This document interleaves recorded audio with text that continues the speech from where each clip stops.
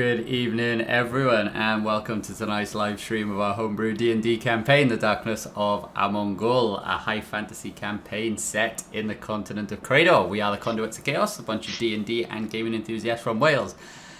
And tonight, we'll rejoin our adventurers as they find themselves battling giants in an unfamiliar place. But before we crack into tonight's action and recap, just a quick thank you, as always, to all of our supporters. If you are new to the channel or just tuning in, please check out all of our past episodes, all available on our Twitch and YouTube channels, and links are all in the channel description below. If you like what you see, please do hit that subscribe and like button while you're there. We would really appreciate it. But with that, how are we all doing tonight? Rearing to have some more bird conversations? Mildly concerned at my current health, but it's fine. I think we had enough bird conversations last time, Mike. Yeah. They speak common now anyway. Oh, that's true. They do. Yeah. But some giants get rid of first, I think. Yeah, your microphone will thank you for now to do all the screeching, right? You know. There we go. Sage is going to help me out. Oh no.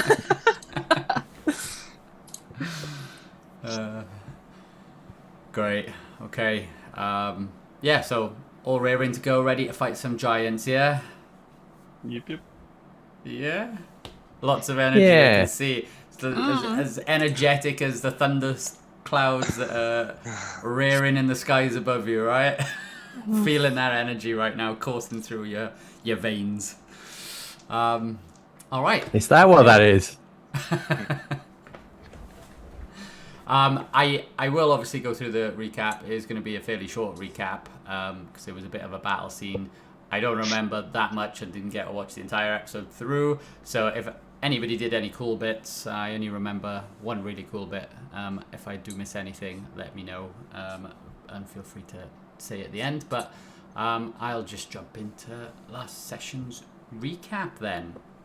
So, he says, as he gets some music, light music on the go. So let's put that on. Yeah, so at the start of the last session, having just explored the ruins of what seemed to be a once ancient greeting place for travellers into this plane, Grizz, looking out towards the horizon, noticed several dotted creatures travelling towards your direction. And as they got closer, you could make out that these were bird-like humanoid creatures, extremely muscular with large, unusual spears drawn. You decided to take cover amongst the ruins as you began to hear these creatures flying over above and sort of land near the front of the entrance of the ruins that you were in.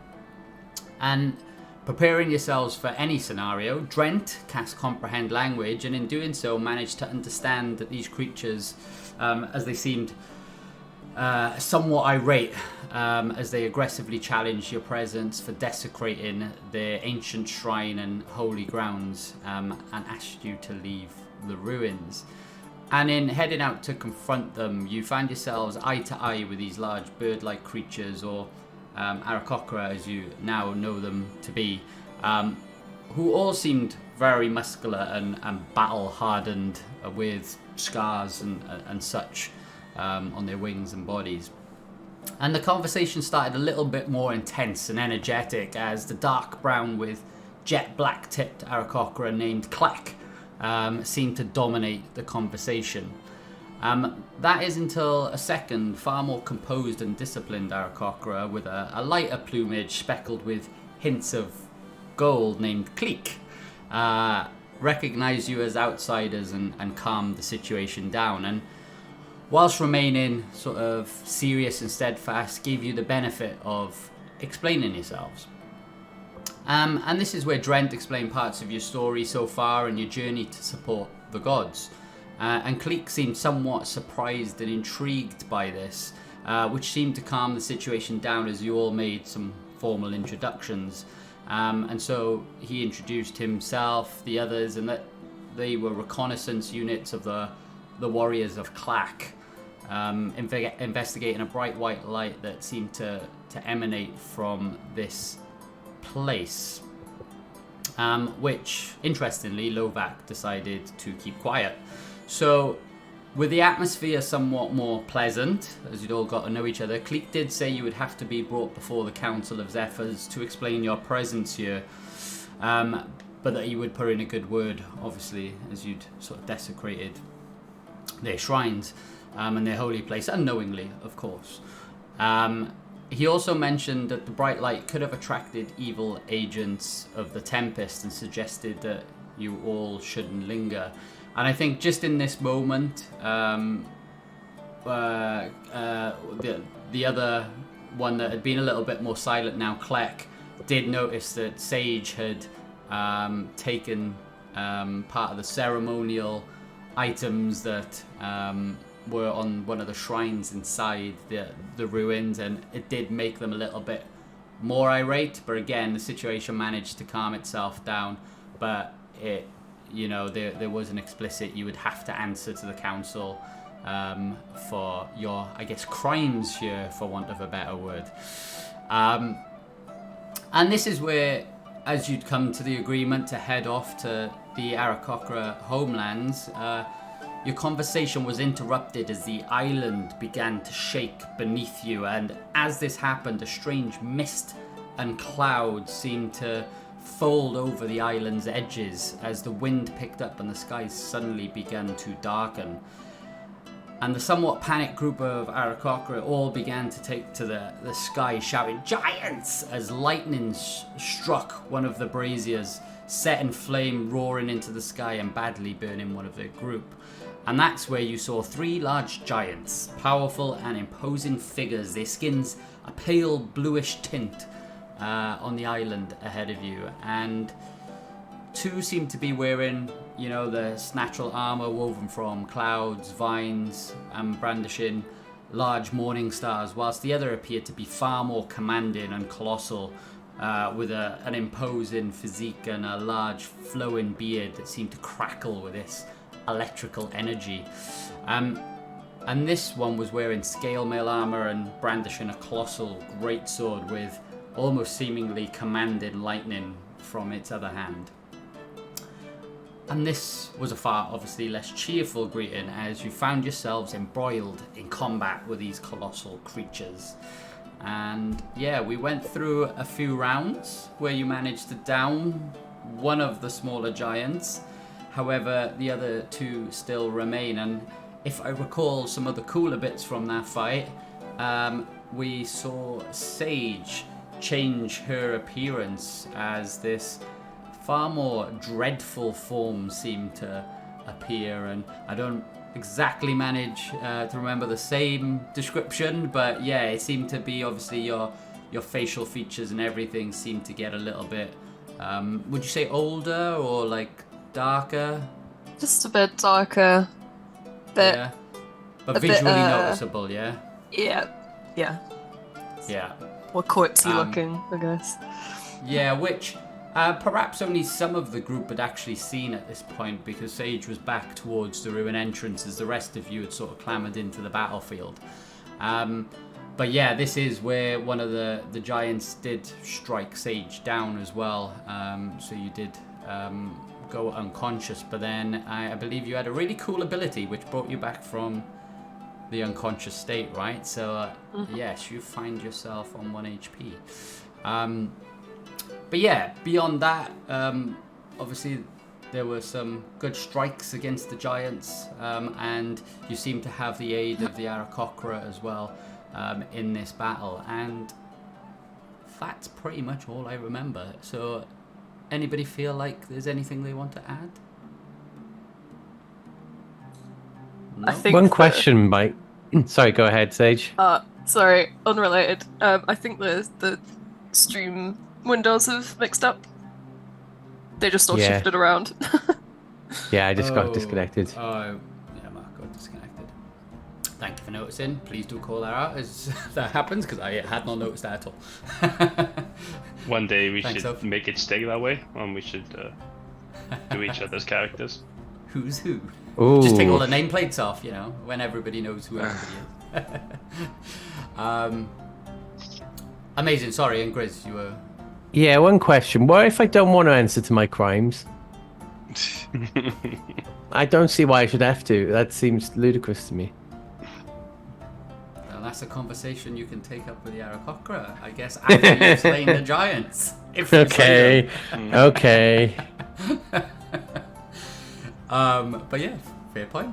And that's a great segue into the introduction for tonight's episode then. So, following an encounter with a group of who you now know to be Aarakocra from the warriors of Clack, you find yourselves embroiled in battle with menacing giants.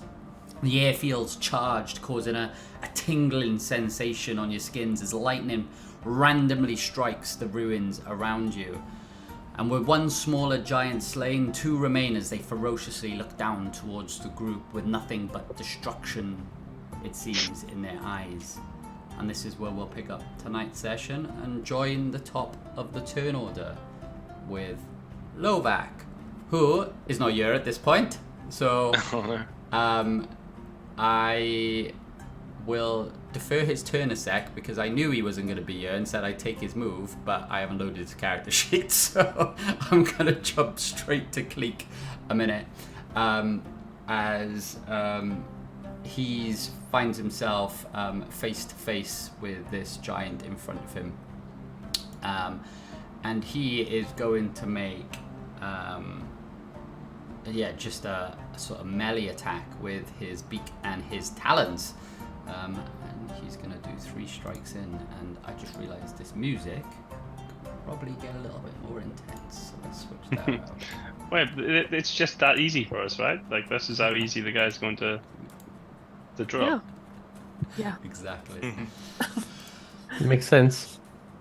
Right, okay, there with the intensity up. So, we have a beak attack, followed by 2 talon attacks. And actually, he hits with all 3 as he deals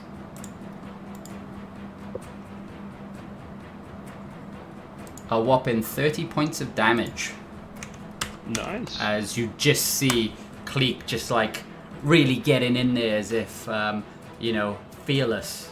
And bear in mind, already in the combat, you've seen him take to the skies and almost do a darting whirlwind attack as he's not being shy of flying in and getting in the faces of these giants. And we'll end his turn, and we'll come on to Sage as I'll then load Lovak's character sheet. So Sage, it's on you. Okay. So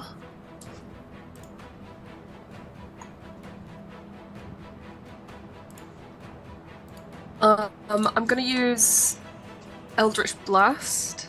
Trying to figure out which one on though.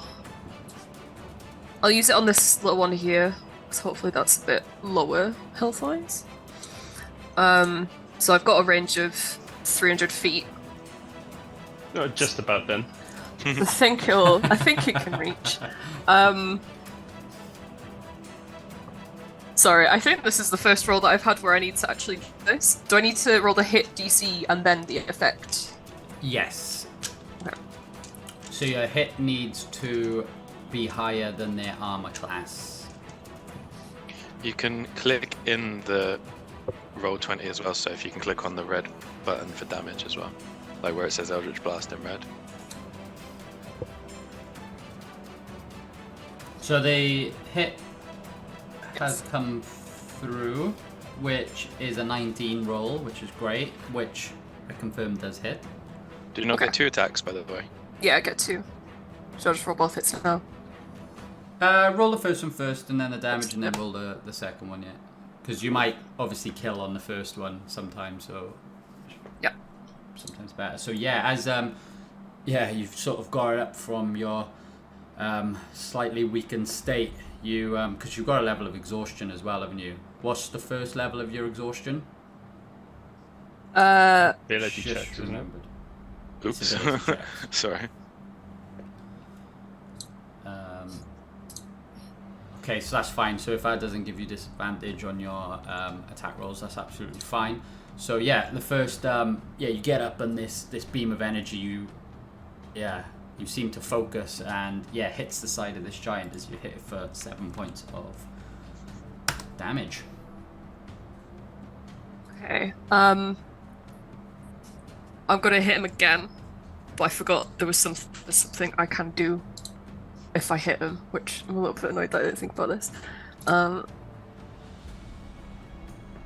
Oh, it's a crit. Ooh. Okay. So, before I roll this, I've got I'm just gonna stick this in. So I've got Grave Touched, so if I hit and do damage, I can replace the damage type with necrotic damage. And if I'm in form of dread, which I am, I can roll an additional damage die, determining the necrotic damage that it takes. So, I don't know how this works, so I'm just going to roll my first one. Interesting. So, because this crits, if you roll your damage, so the way the crit works is we take this damage, which is 10, but then you get a full dice on top. So, because you're rolling a 10, that comes 20. But then also, whilst you're using a form of the dread, you can roll one additional damage dice when determining the necrotic damage the target takes. So, I assume that's another D10. Yeah, roll another D10. Stands to reason. Okay. But it would be the full Yeah, it'd be dice? max for another one as well, yeah. So the way I have it is it's 2d10 plus 20, which is the max damage from the 2 dice, plus 4 from her charisma bonus from the thing that you do. Okay. So I have 38 I have? 34? 34, but yeah, because you don't add the charisma bonus on twice, so 34. Yeah. So that's... Sorry, what I've just rolled there has the 4 added to it. So just take that. Which is a big hit. Yeah, so... Yeah, I don't know what seems to have happened, but this strange energy has taken over you, and yeah, you unleash a powerful hit as you hit for another 34 points of damage. And you can see that this giant's looked around, and you've clearly got its attention. Oh, as its it attention. gazes over to you and lets out a roar. But yeah, you seem to have damaged it. Okay. So I'm gonna now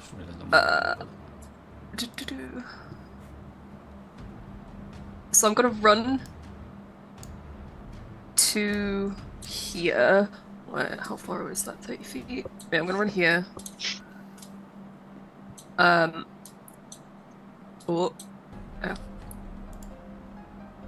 And then I'm gonna use where's it gone? Sorry, I will speed up for this gradually. I've got so many Good, things.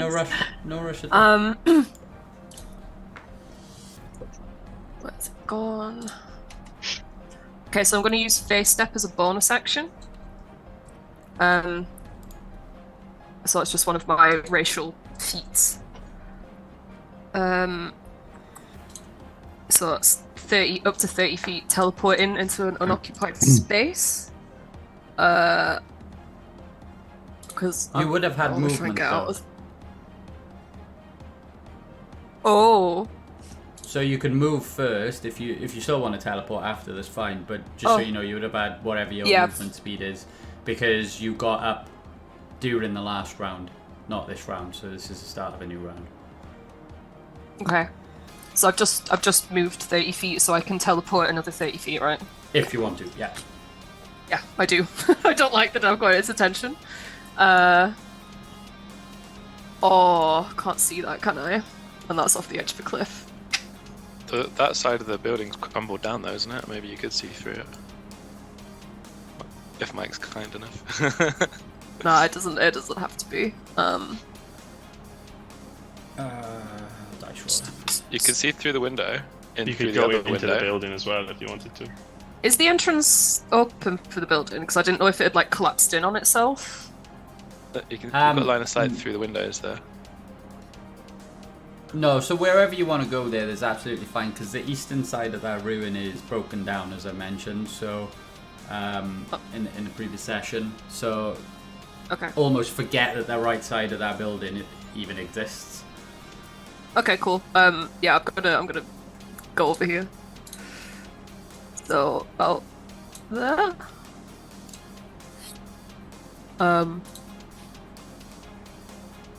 Yeah. That's my turn. Okay. Nicely done. Pulling out all the stops here. Right, so we'll come on to Lovac then, and Lovac has just seen this storm giant, this larger giant wielding, well, it seems like the power of storms, charging up the battlefield, and normally Lovac likes to get in nice and close when there's allies around, but he is going to take a steady aim, which he's going to use as a bonus action to get bonus advantage on his next attack roll, and he is going to attempt to shoot. Oh my god. He rolled 2 3s. So a 12s unfortunately miss. The arrows, even though the size of this creature, the sparkles of lightning and energy just seem to disorientate Lovac as both shots miss. And I think what Lovac will do, because there are a few people coming up next, is get in towards melee range. And He can't move, can he, Mike, if he uses that bonus action thing? Oh yeah, his movement speed goes down to 0, doesn't it? Yeah. You're right. Didn't read it all, see. But I saw 0 at the end somewhere, and I totally ignored it. His speed is 0. Yeah, okay, so Lovac is going to hold it, which brings us on to Cathosaurus Rex. Yep, I'm gonna try and use my dinosaur tankiness to just straight up charge down the big boy. So the Allosaurus has an ability where if it moves more than 30 feet in a straight line before it attacks, it gets to do a pounce attack. So I'm going to do that. I'll come in first and then I'll do that. So just to remind me, Mike, was it 3x3 the giant? Yeah, so and it's like use the one around head with his as the head in the middle, yeah. Yeah. Okay. Let me just check my range as well, just so I put the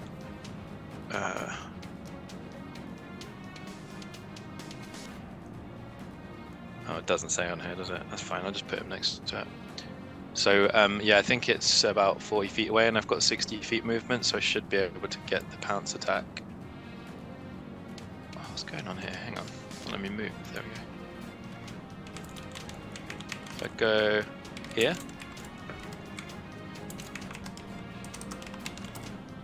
Let me just rotate that a little bit. Is that okay? Yeah. Cool. So the pounce attack, if the Allosaurus moves at least 30 feet, so I've got to hit it with a claw attack, which then could potentially knock him over and then grant me another attack if I succeed. So let's try it. Claw attack. Do I get advantage for Lovac being in combat with him? You don't, because he's not within range or flanking. But doesn't Lovac have a 10-foot? Lovac range, couldn't no? move. Oh, sorry. So- Yeah. Cool. Okay. Cool. Sorry. That's all right. I just know what my luck is normally with these hits. What's going on? It's not coming through. There we go. 16. Oh, 16 is a good roll, but unfortunately, as you sort of pounce in towards this giant, you're just even blown away as you sort of rapidly approach it, how big this creature is, and you barely make a dent on his foot. I was relying on that, so I can't really do anything else right now, but at least he's locked up, so that's me done. Okay. Trent. Okay. I'm going to bonus action play a brief melody on Earthmaker to give it a good blow. Each creature within 30 feet of me regains. We're level 11 now, right? Or 10? 10. 10. Regains 10 hit points. So that means me, my dragon, Cleek, and the 2 downed Aarakocra will gain 10. Which I'll adjust my hit points in a sec. Go on, mate. Sorry, I've got like a little. I've given myself like a little angel icon from last time around. Did Trent do any kind of buff spell on us last time? Yes, I gave you advantage on your next attack roll. I literally just saw it after you started your turn. It's fine. I'll save it for next time. No. Roll it if you want. It's fine. Yeah, but we know he's gonna miss it now. Oh, come on, this thing is really... Just waiting for the crit. Oh! Yeah! So yeah, Sorry. as your first attempt, it sort of, you managed to just take an extra pounce and you still cause no effect on the screen. I'm joking. You managed to really catch the, I don't know, an awkward part of this giant's ankle as you slash at his heels.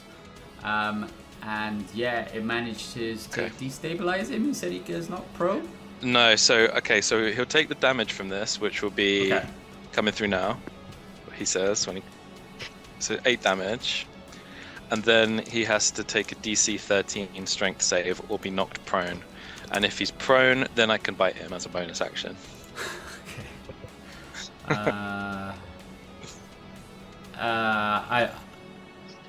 He succeeds. Yeah, that's fine. But okay, I got the 8 damage in with the claw. I'll take it. Cheers. I've got rid of that now, so I've used it. Thank you. Sorry, Nice. No, that's good. But obviously, you caused some damage to this giant's leg as it just looks down at you. Trent, you're up. So I have bonus action cast the blown the horn and got our Aarakocra friends back up. Cleek also gets the healing, and I've done my dragon myself. And then go into action cast. So I got it back since we leveled up. Vicious Mockery on the giant closest to me, so he has to make a Wisdom 18 save.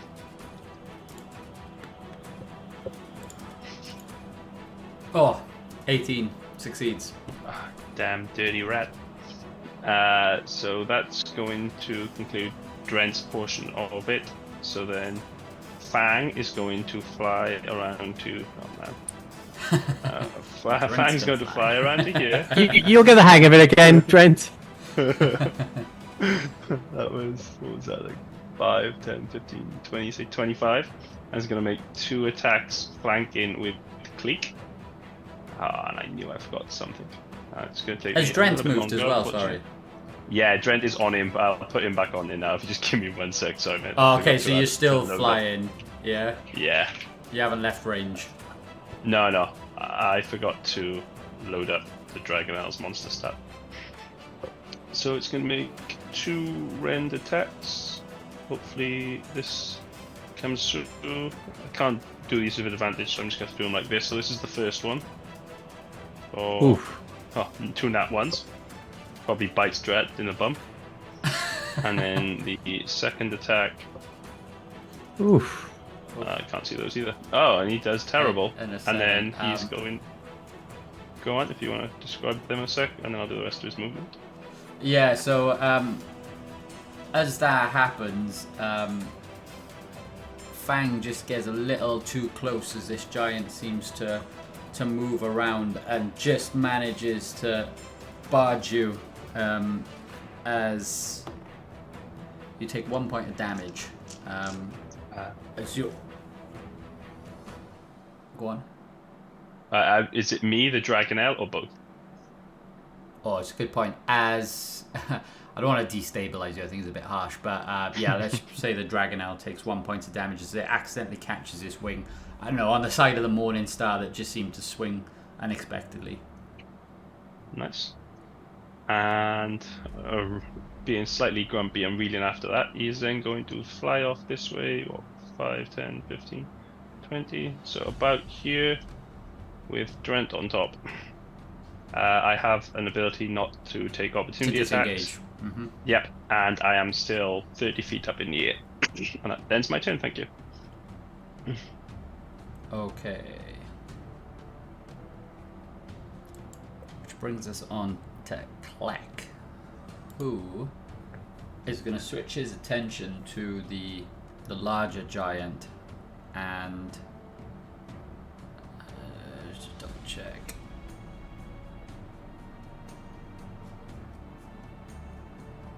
Okay. Oof. Yeah, he's gonna do a dive attack. So he's gonna head up into the air and then dive down 30 feet towards this giant and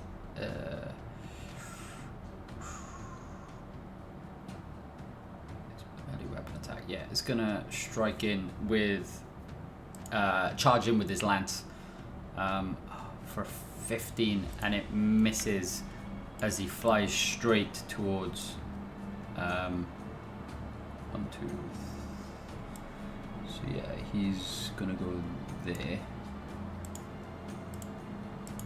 Fly straight in towards this giant, but yes, he misses. Unfortunately, as again the lightning seems to like blur his vision as it comes in, as he comes in for the strike. And that brings. Go on. Batting Lovek in the face with that wing there as well. Yeah. Next up is the group. It was 2 of them, wasn't it, that I was firing? So Kleck on the side. Yeah, gonna throw 2 Sky Lances towards.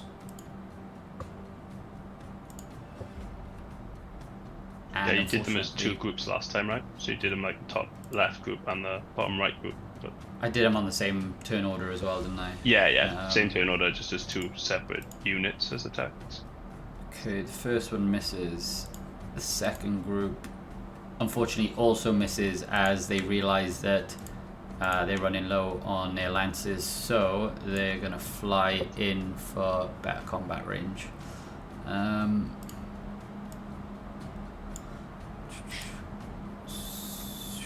haven't got the space, so yes. So one's gonna fly there.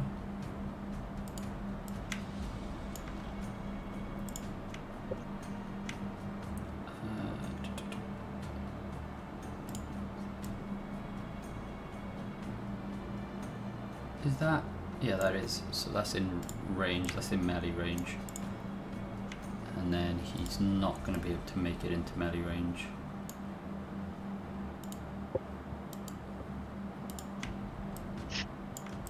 Down to there. And basically, they look like they're going to swarm. So, oh, is that circle we had on the ground still there? No. No. It's gone, is it? I couldn't delete it last week, could I? I think that was the problem. Yeah. And it still looks like I can't click it. Nice. Permanent feature. Come back to this map in 5 years' time. Uh-oh, now he's moving everyone else. Yeah, I have no idea why I can't move that, but we'll ignore it. But yeah, you're going to get the swarm effect here. So he's going to fly around to the back. Dusts itself off, pats its wings. And I don't... Oh yeah, yeah. So they were commanding separate groups. So he's going to move in there as well. So essentially, this other giant is pretty much surrounded right now. As we come onto Grizz.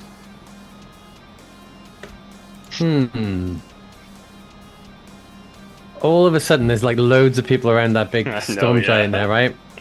I was going to go that way. Yeah, that's why yeah, you can see what I'm thinking. Right, I'm going to head over to over towards the smaller giant. I think. Let me see if I can do that with my normal movement. No, I'm going to have to use a bonus action dash for that, I think. So I have to spend a key point for that. But yeah, let's get moving over there. Are you going up to see the castle first because of all your movement? I mean, I'm literally about 5 feet away from being able to do it on my normal movements, which is frustrating, but it is what it is. Right, so I've used my bonus action. It's time to start swinging with Boar's Light then, I think. So let's do my first hit. 26. Hits. Rolls on you all tonight. Wow. Okay, 16 points of damage. Oh yeah, so as Boar's Light comes in, yeah, you manage to like strike around this giant just above the knee, and yeah, causes it to yelp out in pain. Nice. I don't think I've hit as high as the knee yet, so that's good. Yeah. And then 22. Hey. I'll do a natural one at some point. And 18 points of damage. Ugh, takes an additional 18 points of damage. But you can see that this giant seems to be starting to flag now as you hear of audible.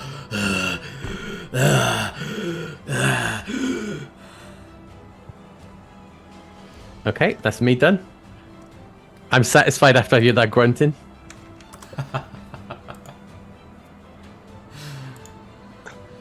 Okay. I've got a bad feeling about this.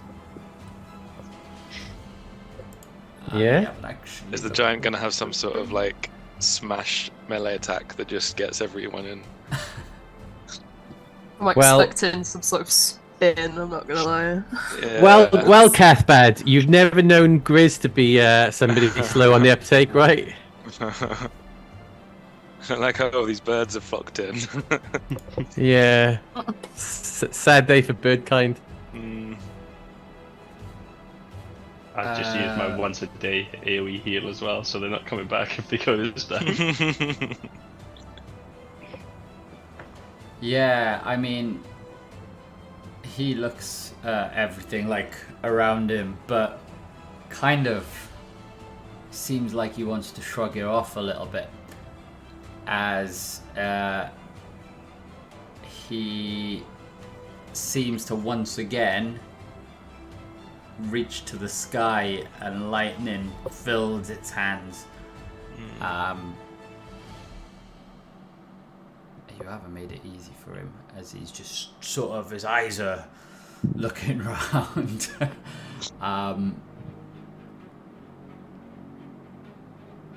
If he goes like that, Mike, he could catch Grizz. No, he could just miss Grizz if he wants to and just catch his buddy.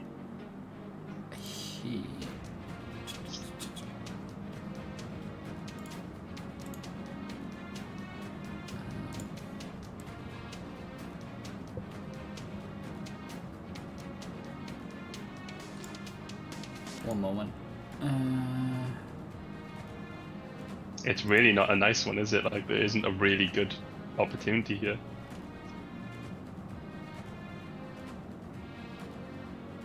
No, so what he's gonna do, he sees you being a menace in the air. And why did I have to open my mouth? I mean, there's a really good place over there somewhere. Oh no, you're 30 feet in the air, aren't you? Okay. Yeah. Ignore. It's a bit frustrating because, like, the height thing here. Okay, that's fine. I think what he's going to end up doing is...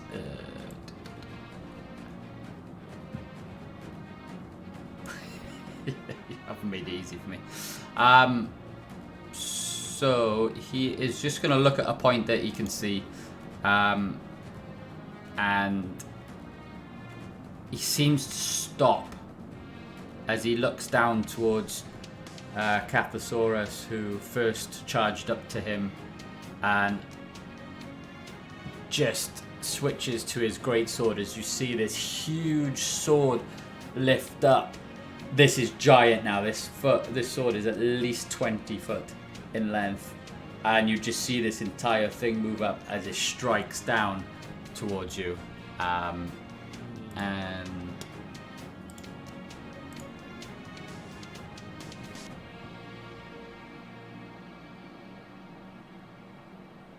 you rolled on that one.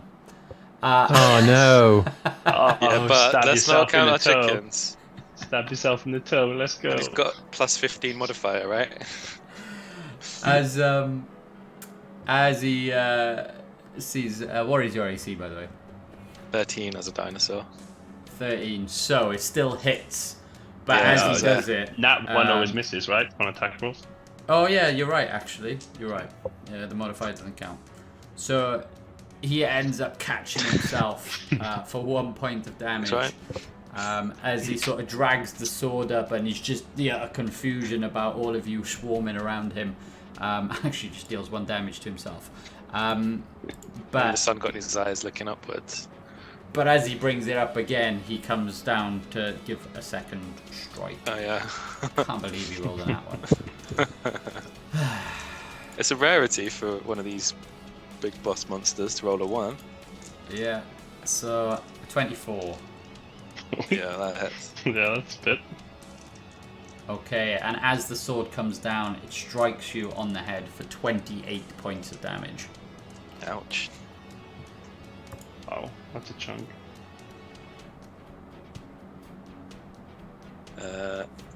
Hang on. My brain's forgotten how to do maths.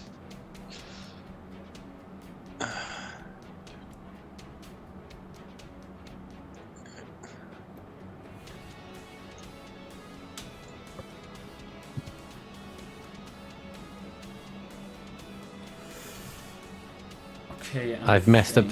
I've messed up the images again on the screen, by the way, because I disconnected. That's it. I'm Grizz. Sorry, mate. I'm Grizz from now on. You have to play Lovac. Okay. And I can't play Lovac. He's the most complicated character in the group. Oh, shut up. Shut up, Lovac.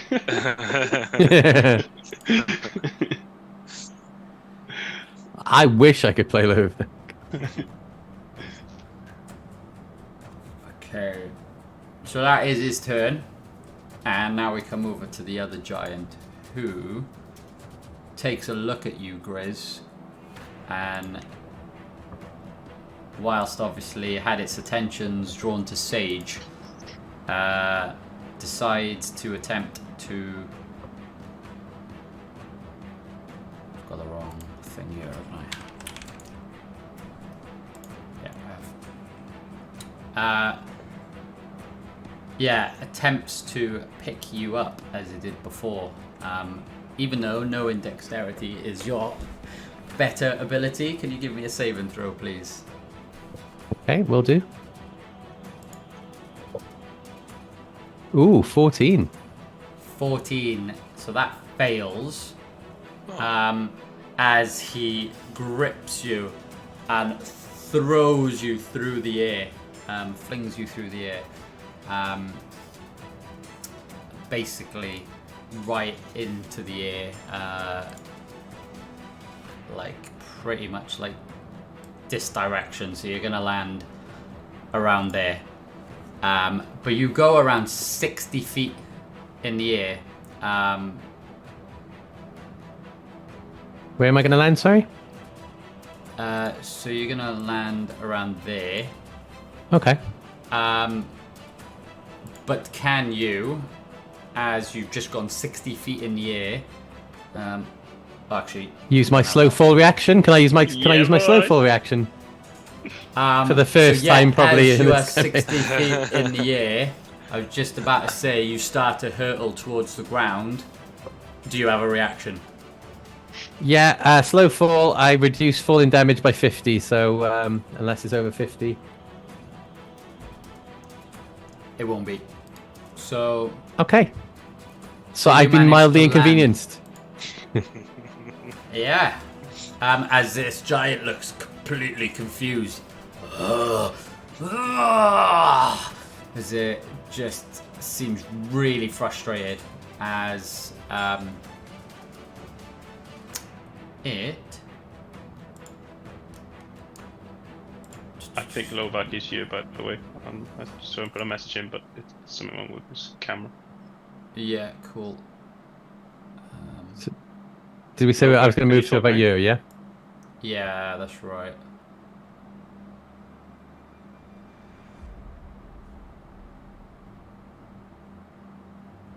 You're in the air, and you. Yep. As it misty steps, as like this just shadow, like cloud appears around it, and it uses a bonus action to.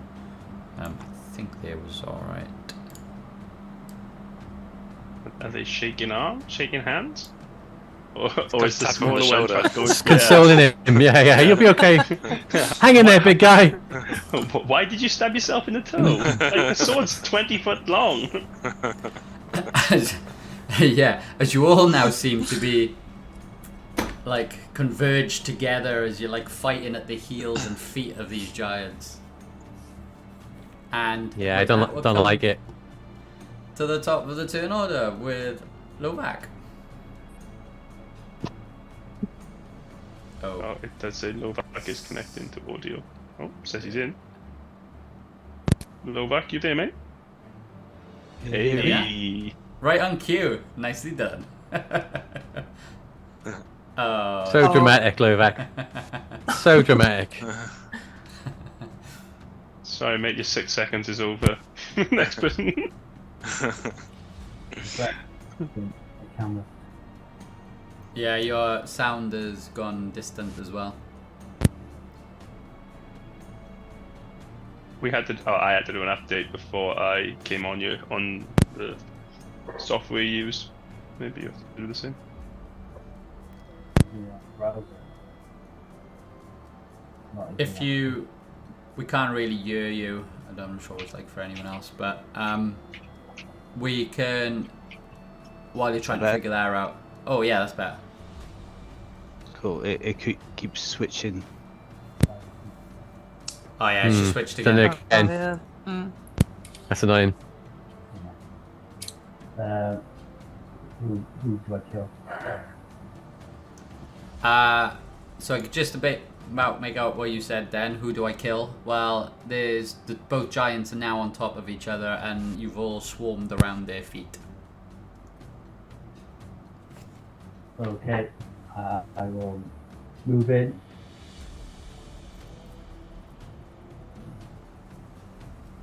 To there, so I get advantage from this guy. Yeah, they basically swarm from every direction. Cool. Yeah, he is there. Let's get some fury out then. 29 to hit. Hits. Oh, this go in. Okay. Damage for 29, is it? Yeah. Sun Fury comes in. Yeah, you this radiant energy just blasts through the side of this thigh of this large giant. 18. 18 also hits. Cool. And that is just the 8. As it takes another 8 points of damage.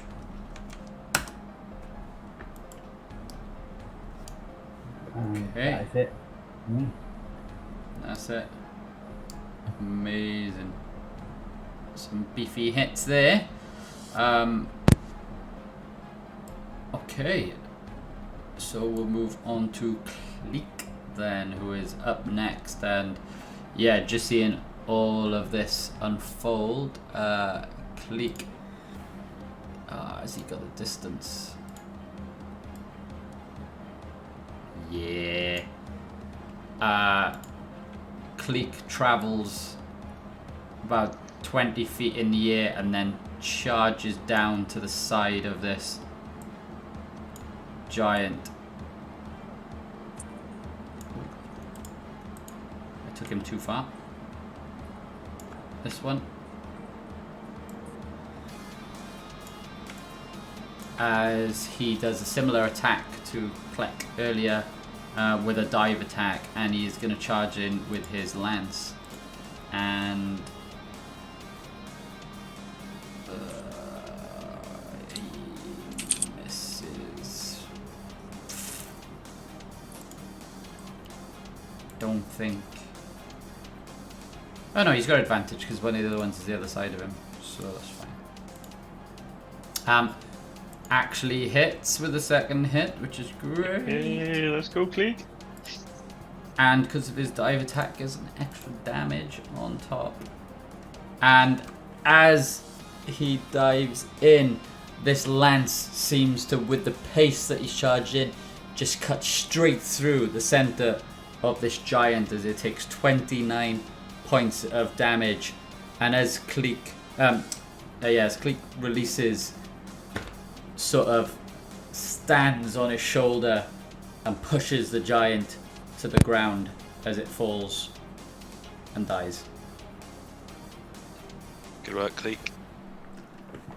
And as he's holding the thing, the lance, he manages to push it away from falling onto the group. So it's gonna fall. Oh, don't want to move him. It's gonna fall backwards, but I'm gonna just reduce the size so it doesn't take up the battlefield. Okay.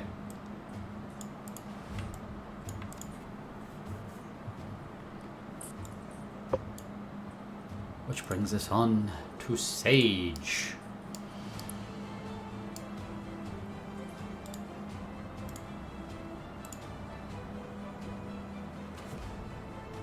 Sorry. I just had a moment that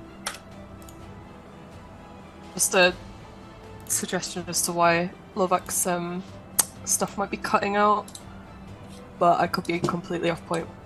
Anyway, okay, so I'm all the way over here. Do I have? Oh, that rock's in the way of me, isn't it? Oh, the giant's taller than the rocks, though. Well, this down a hill, though, isn't it? We're like up here, so if the rock's in the way, I won't be able to see it. Okay, I'm gonna need to come back out of this space.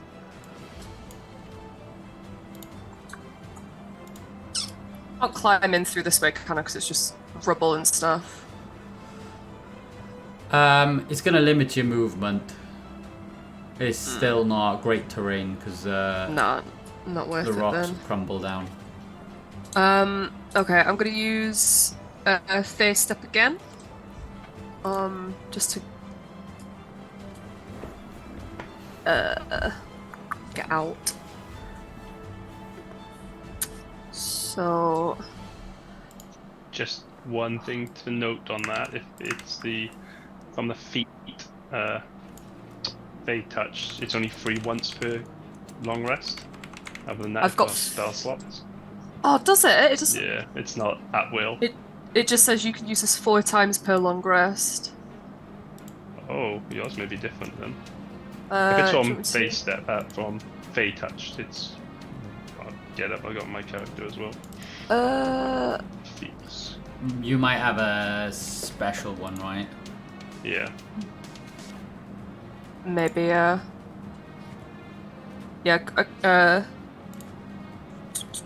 Yeah, it just says as a bonus action you can teleport up to 30 feet to an unaccompanied space you can see.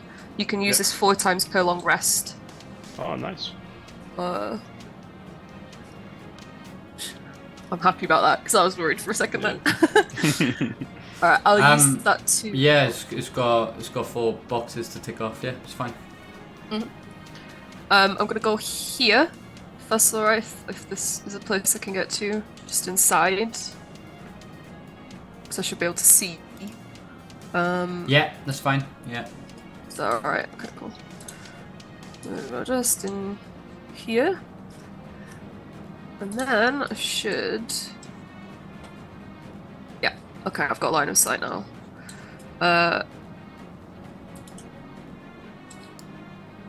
Okay, I'm gonna use Eldritch Blast then. Pretty much a repeat of last turn. So.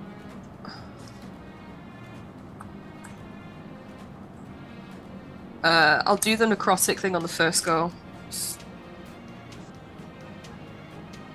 Wow. Wow. Wow. Critical hit. Nice. Oh, madness. Okay, cool. And then so I'll do my hit roll. Oh, okay.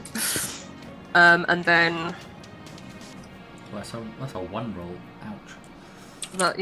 that's a bit painful. So 21 so far. Yeah, and then I'll do the 1d10 for the necrotic damage. Mm-hmm. So 31 plus whatever you roll. What's this? Oh god. Alright. There's some hot dice over there. Okay. As crazy. this first blast just comes from nowhere, as this giant's already focused on the swarm around his feet, as what did I say, 41 points of damage come in and blasts him on the side of his chest. Ugh! And you see sparks fly from the lightning that courses through his sort of beard as it just fizzles everywhere.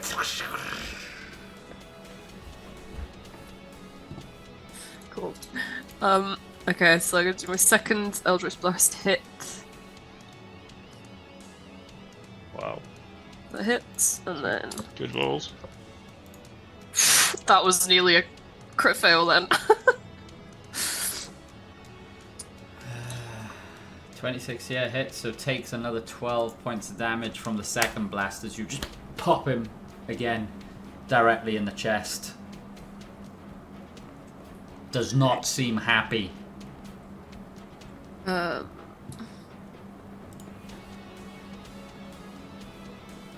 then I'm just gonna run a little bit further in here. And then, yeah, that's that. Oh no.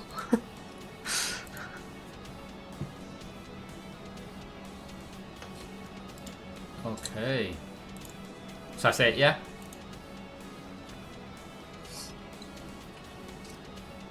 Yeah, sorry, Soph, that was it, yeah? Yeah. Yeah, That's it. So Cathosaurus, you're up. Cool. Yeah, I'm just gonna try and jump this guy's Achilles tendon or something. So, yeah, we'll go with the bite attack this time. And do I get flanking? You do, yeah.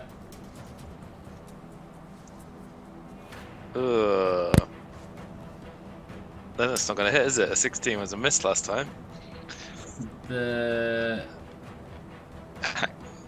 Hang on, we've forgotten something, haven't we? Haven't I got some sort of plus to animal attacks? Isn't it from your gloves, was it, or something? Something Yeah. did give you a benefit to your... Yeah. I'm starting to... It's coming back to me now. Go on. Let's of the Earth Builder give me +2 to attack and damage rolls when in animal form. So 16 and 18. The 16 hits. Oh, I don't okay. think that missed last time, did it? You didn't roll a 16. I thought it was I thought it was 16 missed before, but yeah, it might have been. It It was 16 Yeah, missed before. 16 I've just missed, and scrolled then up. it was the advantage that hit, and you got 24. Maybe we're having a group delusion here. Because I was zoomed out and it looks like 18 to me, not 16. But I was just zoomed in and it's 16. So sorry. Everything's so tiny. Okay, because this map's so huge, Mike. That's why. So 16 and 18. That 18 so hits. That's a hit, yeah, right? The 18 yeah. hits. Okay, yeah, cool. Yeah, 16 hits too. Sorry. Yeah. So. Sorry, yeah, no. So I'm rolling at advantage, aren't I? So it's still just 1 hit. Okay, cool. So the damage is also +2. Right. Sorry, I clicked off of my Allosaurus sheet. Damage coming in now. So 11 + 2, 13. Yeah. So as you bite into its Achilles, yeah, you deal 13 points of damage. Yeah. That's it. Do you just get one attack? You don't get multi-attack too? No, Allosauruses don't, unfortunately. It's only if I had succeeded on that pounce that it would give me the bonus attack. Yeah. No, Is there a dinosaur you can turn into that does get multiple attacks? Yeah. Wait, Not that I'm aware of. An elemental now, right? Yeah. Which is There'll be other things, but super strong. But yeah. Okay. Drent, you're up. How bloody is it looking, Mike? It's Like, starting does it to look like it's on its look last legs, like or is it it's. still? It doesn't look on its last legs, but it's looking like it's. You know, his legs look weak from where you're all slashing it. Okay, I'm just going to go with some simple things then. So for my action, I'm going to cast Vicious Mockery. So it has a Wisdom 18 save to make, please. Wisdom Yes, please. 22. Ooh, get out of here. That's going to end Drent's turn, and Drent is going, and the dragon now is going to fly in 5, 10, 15, 20. It's going to fly into around about here. This pinging works. Why isn't that working? You can't ping. It's going to fly in within range. There you go. Make 2 attacks and then fly back out to, we'll say, back where he is, if that's okay with you. Save me having to try and move multiple things. What's the movement on it? Like 60 feet. Yeah, that's fine. Yep. So first attack coming in with advantage. Hits. Lovely. For damage of 9. And the second attack for 21 to hit. 21 hits. And a damage of 10. So 19 Oof. damage. As 2 strikes come in, and yeah, you seem to take pot shots at this giant that's just like visibly looking around, as seen obviously his allies around him fall as well. Okay, so next up is Kleck, who is going to attack Storm Giant in front of him with his beaks and talons as he goes in for 3 attacks. 2 miss, but the first talon hit. Oh, hang on, he's got advantage as well. Let me re-roll them. So I need to roll beak.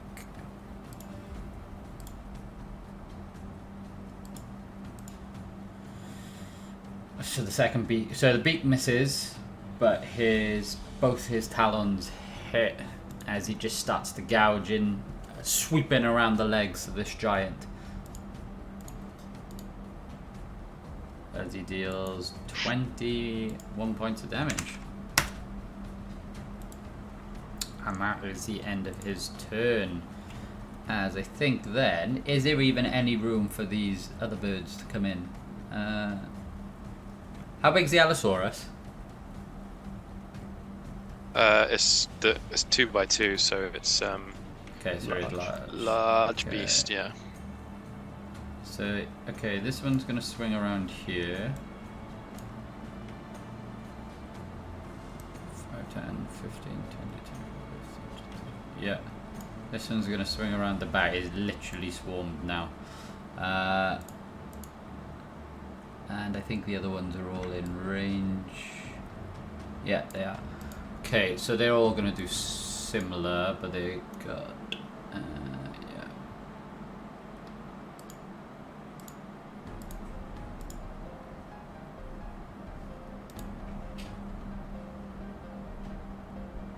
Okay, striking him with the beak. So again, they're just gonna like strike in, but they're flying around it this time as they're jabbing it in the side of its arms and everything, really giving it that swarm mentality. And they all hit.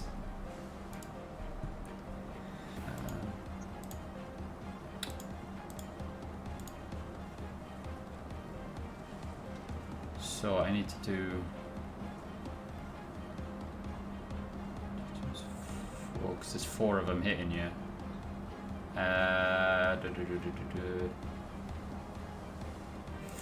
Oh god, so they do 20, 40.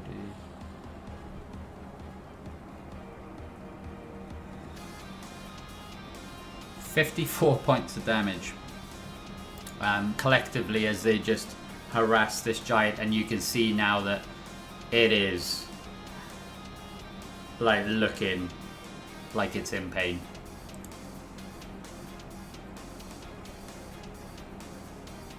Come on, Grizz. It's Grizz. You're up. As you can see, this giant starting to wane as the energy even seems to start like dissipating almost.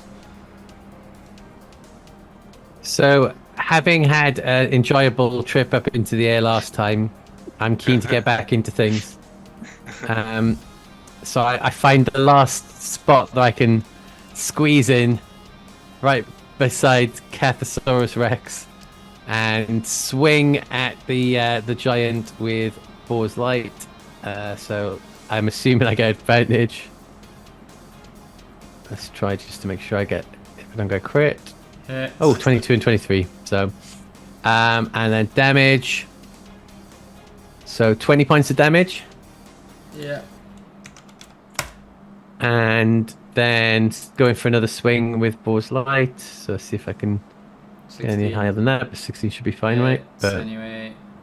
27. Okay, so again, swinging in the damage. And as I swing in, I say, pick me up again!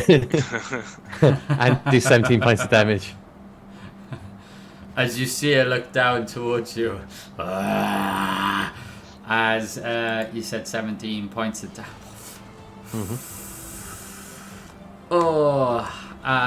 Yeah, and as that blade sort of goes in and really gnaws down at its sort of legs, you see it starting, the giant is just feels like it's gonna fall, but it doesn't quite yet. Okay, I am going to, just to be on the safe side, I'm going to use my bonus action to bonus action dodge, spend a key point. Okay. Thought you were going to do something else then. But okay. I've got him, done some damage, try to provoke him. That's my turn. And this giant is like looking around. It seems infuriated, as you can visibly see that he's also seems like it doesn't have any options, as you see it lift to the sky and grabs a bolt of lightning and strikes it down in front of him, as everybody within a 10-foot radius of Cathbad, who started this swarm, And just to be clear, 1, 2, 3.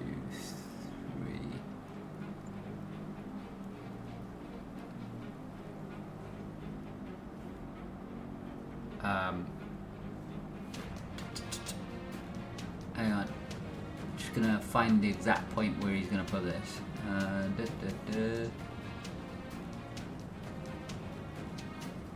2, 3. Yeah, he's actually gonna drop it straight beneath his feet. So everybody within 10 feet of this. So that's, I think that's Pretty much everyone. Pretty much everyone. Yeah. Except for Drent and Cleek and Sage. And Cleek, yeah. And Fang. Can you all give me a dexterity saving throw, please? Uh-oh. Oh wait, hang on. That's the wrong stat block. That's not the dinosaur one. Dex. Is it going to be worse though? I need to roll. All of them get hit, didn't they? So that's two groups. I'll need to roll dexterity saving throw. Plus. You don't get anything for a crit, do you, with a save? No. Boo. Sometimes it doesn't even mean that you succeed on a roll either. Oh, fantastic What? rolls from the groups and from Cleek, who all managed to save. Did anybody fail? What was the number? Yeah, The fail, sorry, was a 17. Oh, then yes. Okay, so as this lightning just strikes down, it ripples and the ground just seems to just shake and explode as everybody takes 64 points of damage or halved. Oof. I forgot to heal myself last turn, thinking I'd be fine. Now I'm screwed. Oh god. So The 3 birds that I healed are down, right? So is it half if you pass? 64 full damage, yeah? Yeah. 32 if it's half, 64 full. Oh no, I'm down, I think. I'm pretty sure I'm down. Didn't you just go back to Cathbad from there? But the rest of the damage spills back onto Cathbad's health, Oh. which I think I was already. Yep. Chris succeeded. This bird is also down. Moving.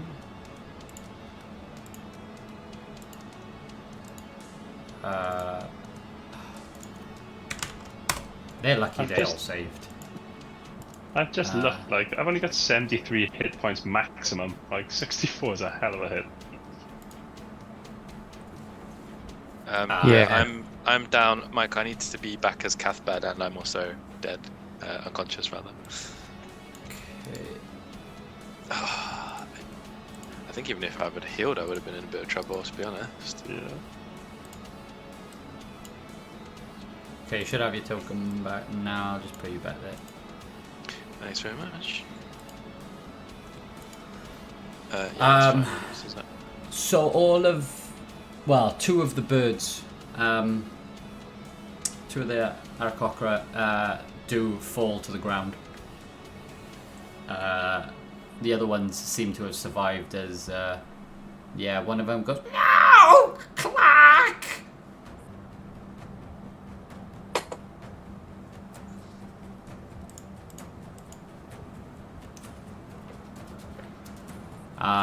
As that is the end of the giant's turn. And I will just re-roll. Lovak. Are we? Oh.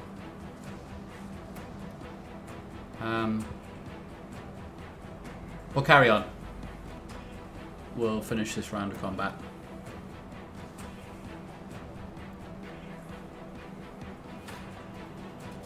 So we're Lovak, going to you there? defer Lovax? Yeah, we're going to... Oh, is he not back? No, well, he's no camera and muted, so I'm assuming he's not there. Okay. So... Alright, let's take a break there then. Let's take the mid-session break, see if Lovak can sort his tech out. Give him a chance. But yeah, alright then.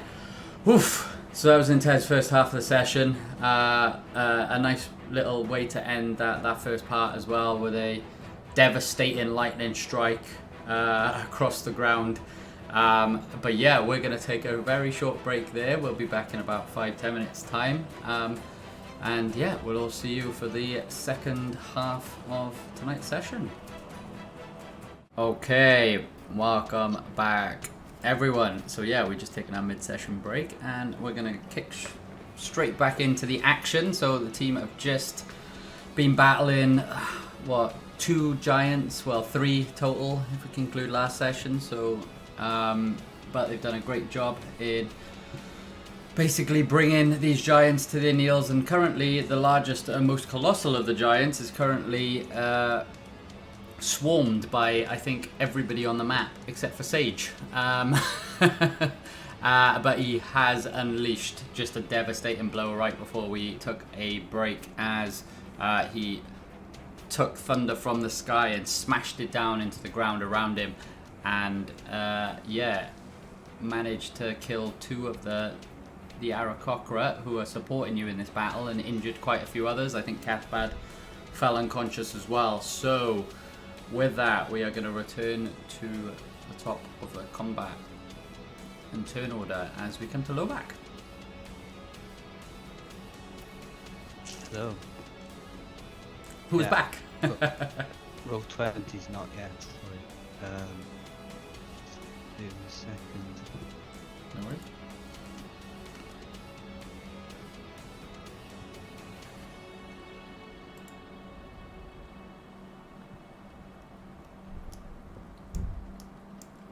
But I'm probably going to do the same thing.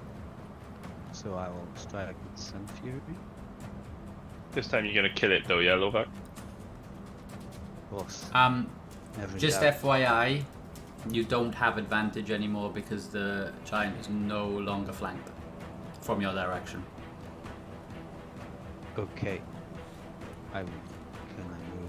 Let's see. If you moved around, you would.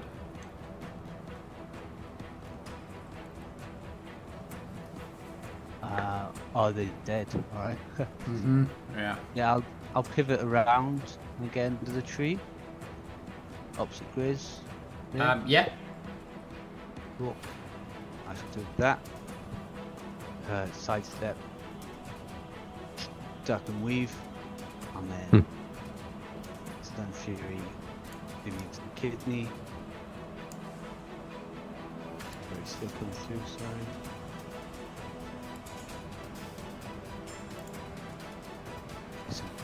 One. Oh, we've got an advantage. Think you need it. And that's a 2. Oh wow. So I guess that's a miss. It's been 1s and 20s today, hasn't it? Yeah. So unfortunately, 13 misses. Okay, so unless it's a triple bow route or something. But I'm, Yeah, from where you are, like the shadow of the tree, and then like the bright light of like the lightning that's coursing through this this giant, just makes it a little bit difficult to see as you miss. 17? Doesn't seem like you had a great follow up afterwards, but fortunately the 17 hits. Oh, good.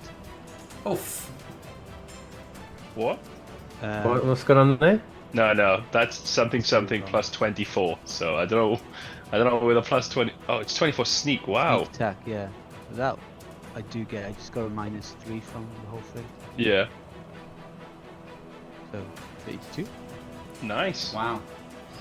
So as you come around and, yeah, your first shot, yeah, just managed to glance off just the crackling of this energy. You manage to sturdy yourself and you capture a good spot on this giant. And as you go in, tell me how it dies. Well, hey, so yeah, with my offhand, dig into this other kidney, and this sword has a bit of acid on it, and the acid just kind of takes effect onto his kidney and kind of killed him from the inside, along with all the other wounds that he's taken. As this is happening and you see like this is coursing through this giant's body and this giant colossal beast starts to lean back and forth. As you all exit initiative, would you like to do anything? Well, You say he's gonna Oh, As Yeah, I looks think- like I he's does gonna fall. Cathbad make saving throws stuff? Yeah, I'm unconscious, so I can't do it. So I'm gonna give everybody a non-action, so not a non-initiative action. okay. Well, I'm going to move the full distance back, I think. And I'm gonna roll a dice here.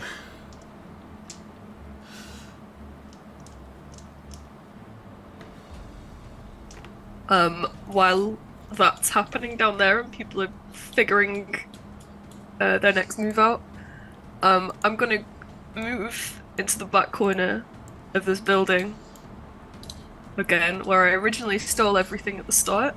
I was just about to say, is she gonna pinch more things? Oh no, I'm gonna put the remaining 3 gems that I stole back. Because I feel like I am not in a position to risk getting caught with them when we go and like speak for our crimes, whatever, in the next place. I kind of know when to cut my losses, and this is definitely one of those times, so I'm just gonna shove those back. So it's not a guilty conscience then. It's just No, like you don't want to get in more trouble. No guilt here. But I just would rather not die. And we need these allies rather than them getting mad at me being a thief. So Amazing. Yep. So as you're away doing that, the giant. I don't trust is... the consequence to not come out of it.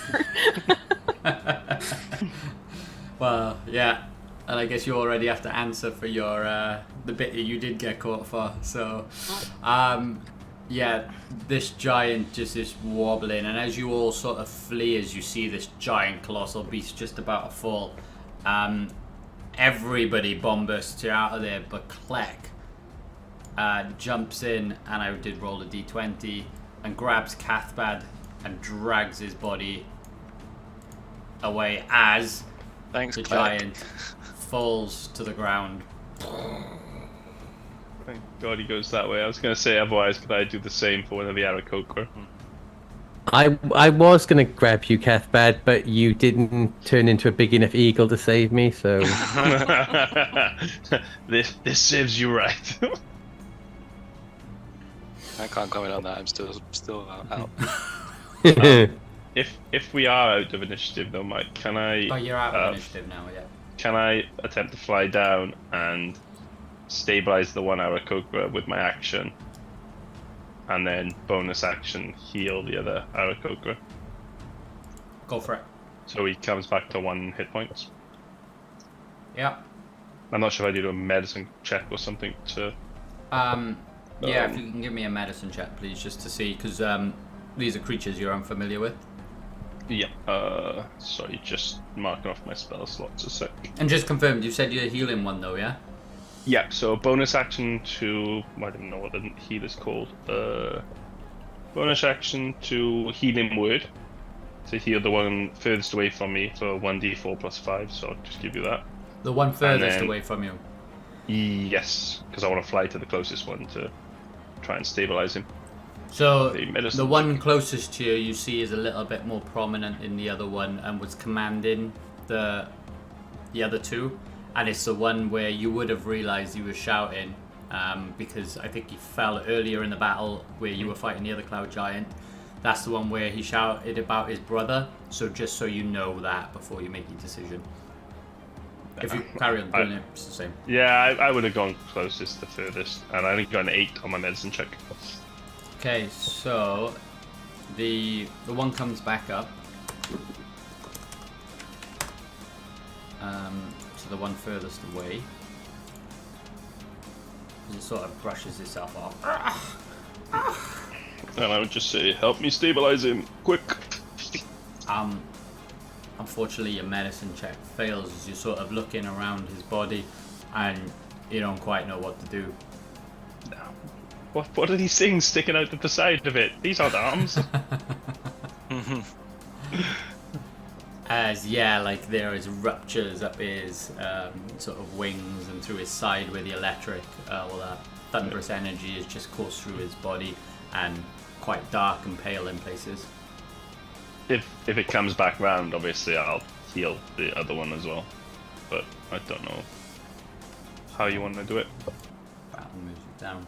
And as this is happening, the clouds and the storm and the mist around you just starts to gently dissipate as the skies become a little bit more clearer, like, you know, when you first came to this place, as they slowly expand back out and the fires of the braziers die. And yeah, the air around you just returns to normal.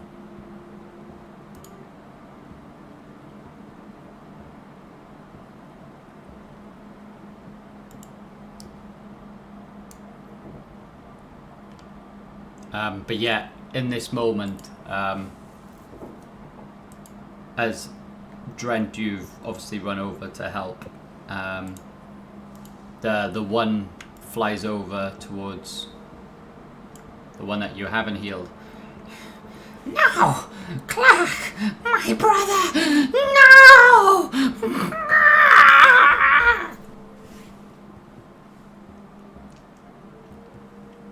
As he stands over, devastated. So if it does come around for the next 6 seconds, so I will heal him, but I don't know if you want to say like he's dead or if he's not. Or... At this point, you know, they literally happened in the last round of combat, so I'm happy to play this. We did have a discussion about this quickly before the session in terms of like reviving NPCs, and I don't think it should be any dissimilar to resurrections or like, you know, healing non-NPCs or healing PCs. So, you know, I think everybody should have the opportunity to come back to life. You know, for the sake of the roleplay purposes. So yeah, if you decide to heal him, it is still within the what we would understand as the 3 death save rule. He gets a whopping 12 because I am out of first level spell slots, so he gets a bigger heal. What about Cathbad? Is Cathbad okay? Have I missed something? I'm still out. We're healing birds that we don't even know the name of at the moment, and Cathbad's lying there on the floor. No offense, bird people. I thought who carried him away? I thought he was up. Have I been put down, or am I still? It was Kleck has picked you up and dropped you just away. Like he just kind of dropped me, just 5 feet off the ground, kind of lifted you away from the giant. Still quite far for an unconscious person. The ground's soft. Off the top of my head, I think you would need to make 3 death saving throws before I get a chance to heal you. Now that I've done this in the wrong order. Right, because we've done one for. He was before me on the combat, so I was right after you. So my first one I healed the bottom one. Second one I healed the next one. So after your 3rd death save, I can heal you. Okay. No, unless so someone he died, tries to medicine check you. He went unconscious. Oh no, he went unconscious in the last round of combat. Yeah. So, his first death save would be post combat. Yeah. So, but in the initiative order, he was before me. So we took a turn move in, which he got rescued. Then Yep. he would be on his second one from just the general actions you're all doing now, so there wouldn't be a third roll yet. So Yeah. So he'd be in the order before me because I was after him. So it would have been. Okay. So there's a death saving GM roll, right? Make sure Yeah, it's I mean, GM roll. Yeah. there's a button in there, but I'm not going to press it because I'm worried that's not going to do it. Let me just make sure I've typed the right thing for GM roll and say. It is /GM roll, all one word. I've had to write it down on my notes. Or it's just GR. Okay, so there's one. And then. Something good for me to know. Oh, Just saved you about 4 seconds per session there, Ryan. Yeah, it takes me forever. And How there's many two. were on that one? you don't need to worry, because your first roll was a 20, so Hey! 20, so Yay. you automatically regain 1 hit point. Oh, right, yeah, cool.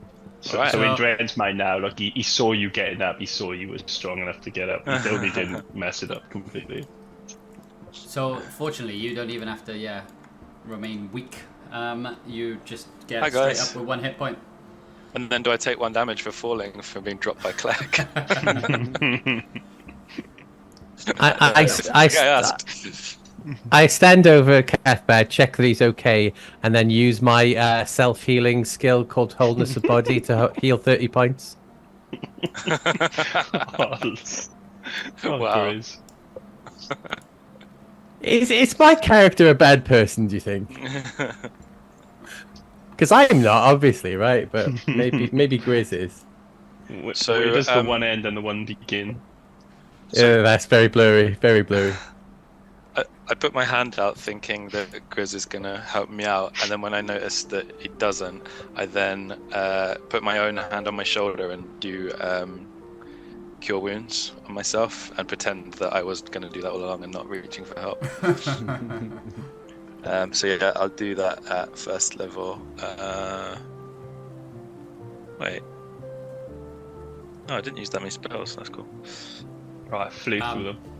But as you do all of this, the one that actually saved Cathbad, or like at least moved him away, Oh, you mean Grizz Mark 2? sees Grizz come in and like come to offer support, and is just like, so you do care about your own kin. Quack. As if like more like a conversation of respect. Like he wasn't expecting you to do this. Obviously doesn't see what you were finishing off doing. Yeah, obviously, I care a lot about what happens to Cathbad and everyone else in this group. Obviously, we're not, we're not some sort of animals, Clack. Ooh, phrasing. Uh-oh. Well, we are. Let's rejoice on this momentous occasion. Creatures of all shapes and sizes, right, Chris? Yeah, of course. Even weak-looking ones like yourselves, humans. Clack. You do know I'm working on an arc where Clack and me are going to be like really tight by the end of this, right? Yeah. It's just going to take a little while together. I think you're going to die and Clack is going to be your next character. Either way. How's everyone else doing? Everyone else all well?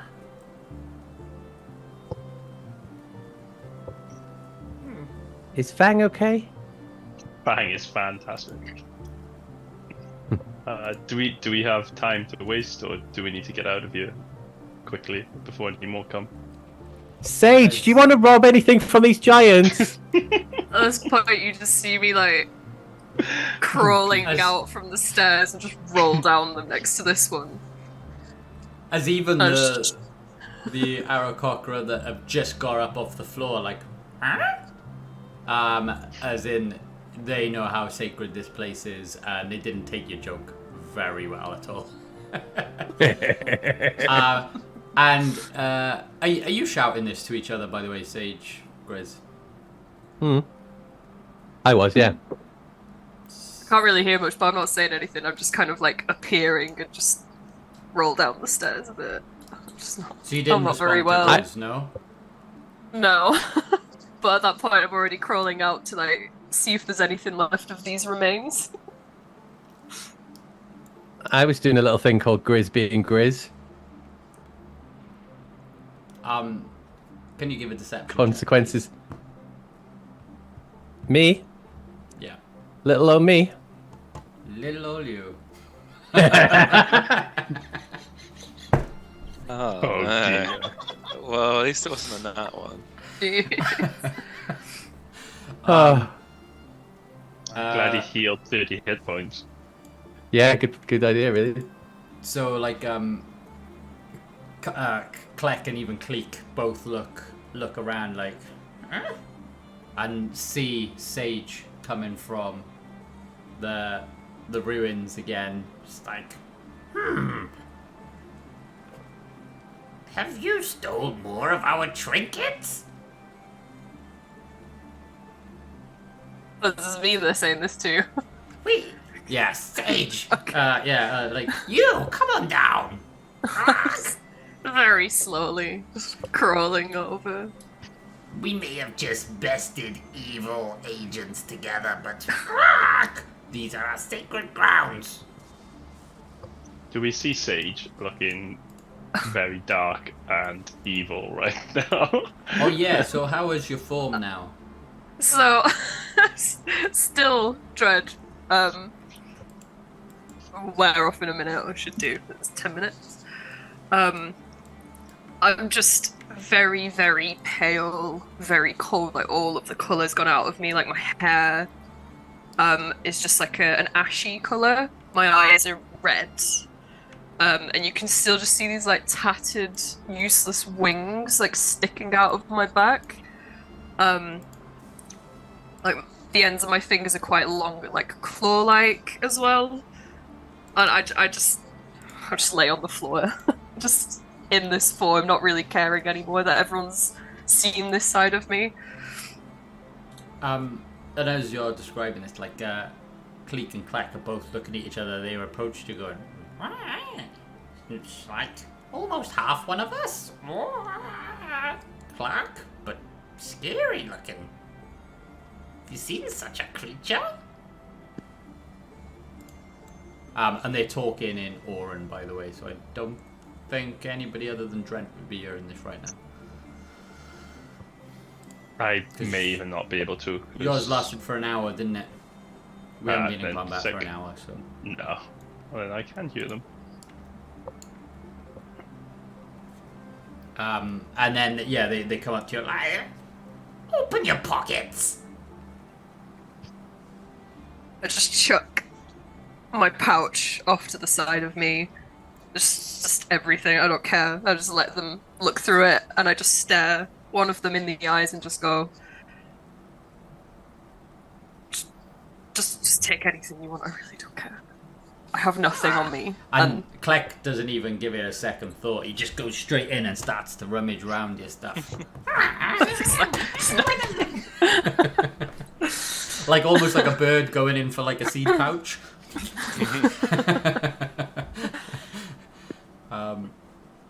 But obviously you put everything back, yeah? Mm-hmm. Yep. So he doesn't find anything other than your, obviously, what is in your possessions, as he's there going, just gold. That's she's okay, other than her previous crime, but she will have to report to the council. Sage, don't say anything more until you got your lawyer present, I would say. Thanks for the advice. I'm just coughing as well, like. And yeah, so as Kleck is far more concerned about your thievery, Cleek is a little bit more. Yeah, he was concerned, but then he sees you and looks concerned. It's like, perhaps you need some medicine yourself, little one. Yes. I think that would be nice. Thanks. I don't know. We don't know how to treat humankind unless your folk here can do something for you. We'd have to bring you back to our soothsayers.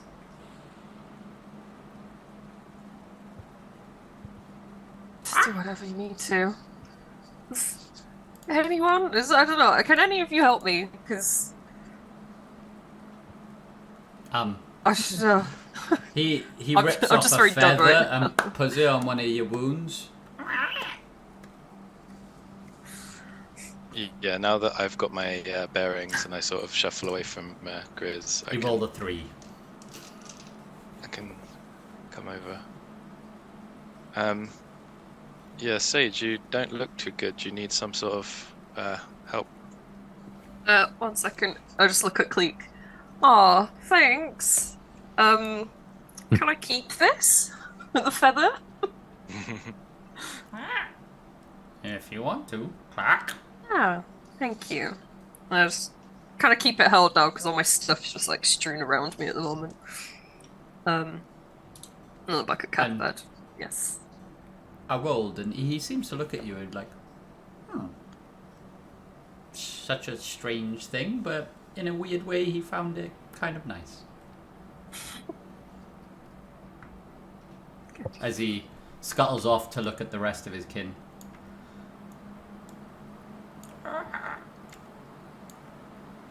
Nova, can you help me search the body of this giant, see if it has any treasure or loot for us?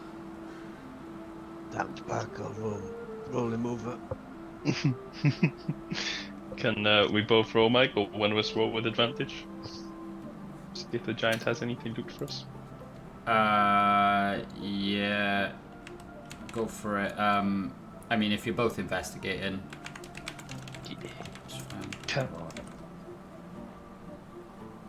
Well, that's happening. I kind of. Sorry, did you say you're still in form of dread, Sage? Yeah, but I don't know when 10 minutes is going to have passed since I turned. But yeah, so I would have still seen you. I would have been one of the people that witnessed it happen, right? When you went all like. So, I kind of come over because out of interest to see what you look like, and then obviously I see that you're injured, and I kind of just start whispering under my breath and like waving my hands, and I'll cast healing word.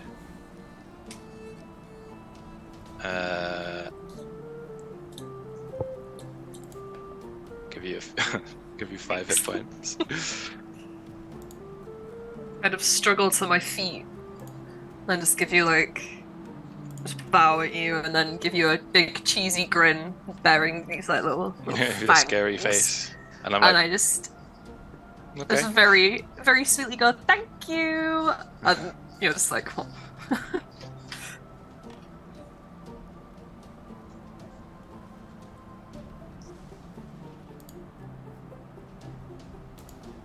Yeah, that was some show you put on. Let's see what everyone's found over here.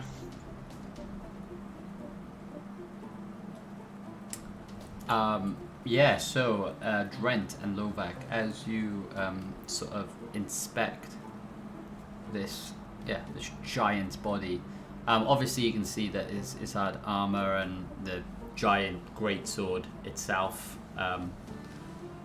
did sort of Nice. Yeah, just sort of stays and falls where it is in the ground. A lot of perhaps conductive metal, as you can probably imagine.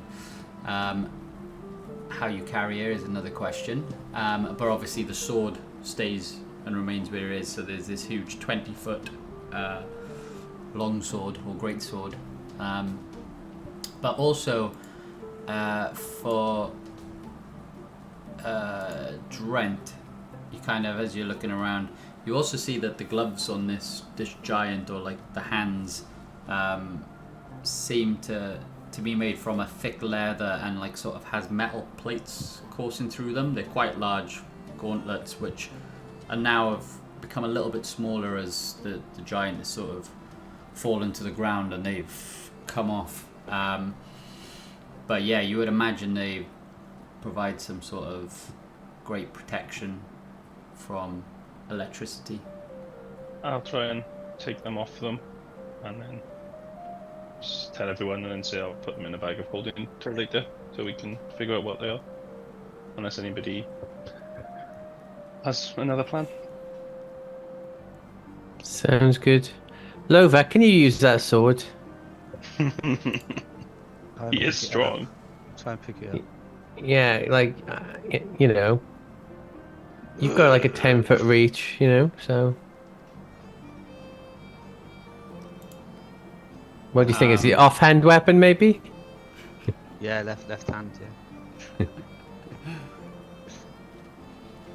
What was it? What was it like kind of classed as?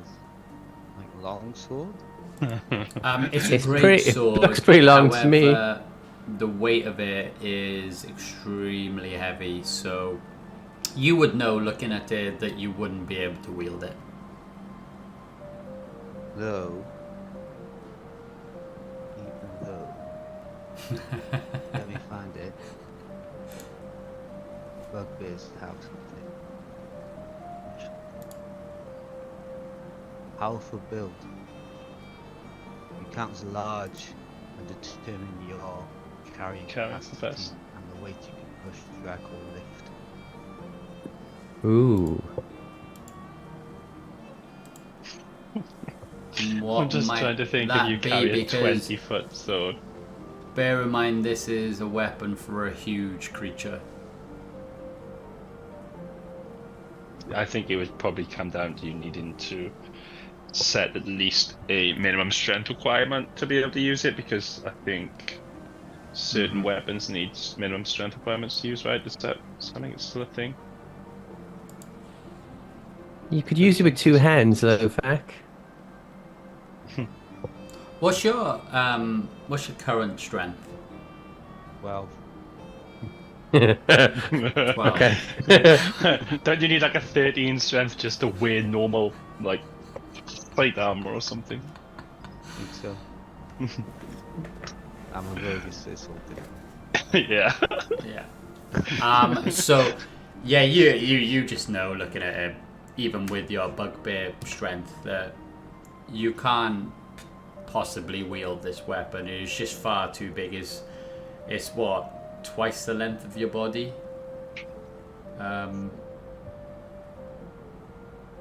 Nearly 3 times, right?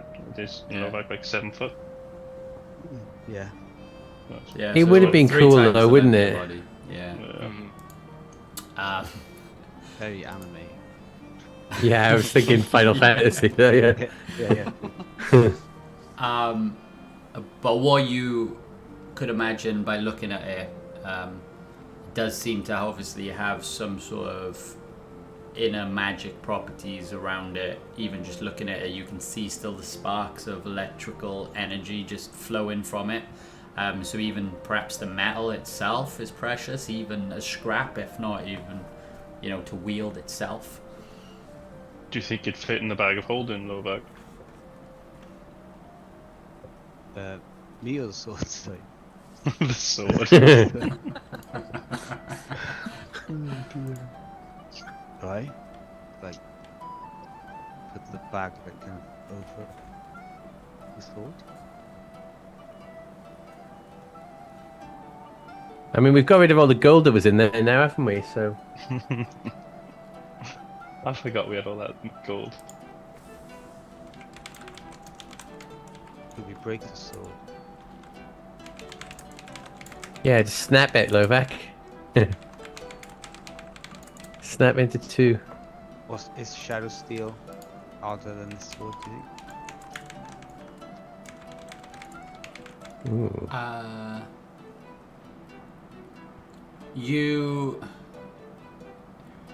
You can see that perhaps the craftsmanship is fairly similar, but the magical properties of this, you would imagine, outweighs that. But you're not a smith, so you wouldn't know. But this is probably the physical vibe you're getting, like the perception of what you're looking at. That it seems more impressive than your Shadow Steel. If only that wizard was still here, I could reduce it. I could do with that boulder.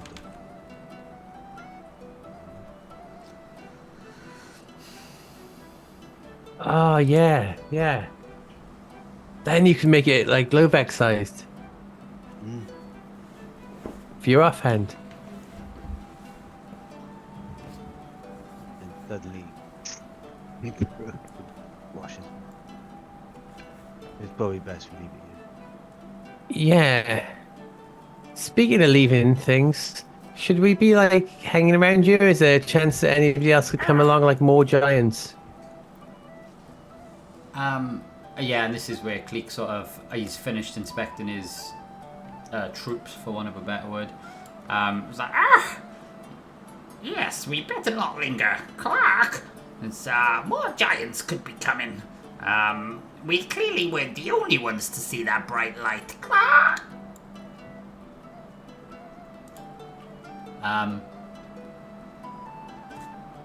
Lovak, just as you're pulling away from the giant, you do notice as Drent pulled off the gloves, there seems to be a ring around one of his fingers.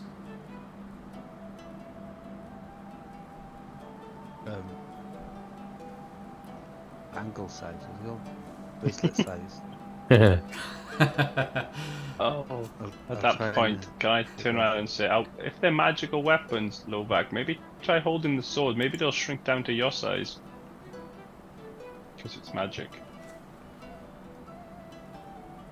I'll place 2 hands on the sword. On the sword. Anything happen? As you touch the sword, nothing happens. Nah. Sorry, Dread. Didn't work. It's okay. Did you say you found something though? Yeah, listen, I just tried to pull it off its finger. Is it a belt of giant strength? Suddenly pick up the other weapon.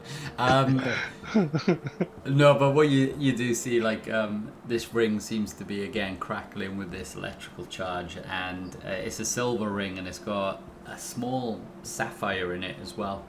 And you learned a lot about gems back in the plane of Earth, but this one, yeah, seems to hold some magical presence around it. But yeah, you just see that crackling for now, so you know there's something about it. I'll take it over to Trent. Check it out. Oh, nice. Magic. Do you want to keep hold of it, or do you want me to try and, if I even have the identify spell? What size is it now, like you said? So this one, so you're sliding it off the finger? Yeah. Yeah, so this one, as you slide it off, does start to shrink. Okay. Oh, that one's definitely magical then, Novak. We should find out what they do.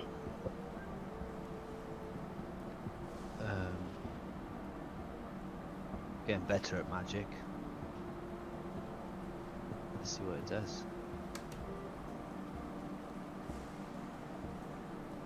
Okay. Yeah, I'll put it into the bag of holding with the other stuff. I'll probably use it. Anything like that.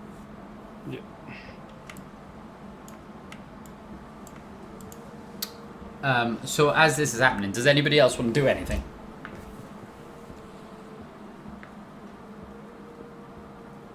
No? Not particularly, I don't... Yeah, I'm alright. I was tempted to go back into the temple and steal things, but I've decided against it.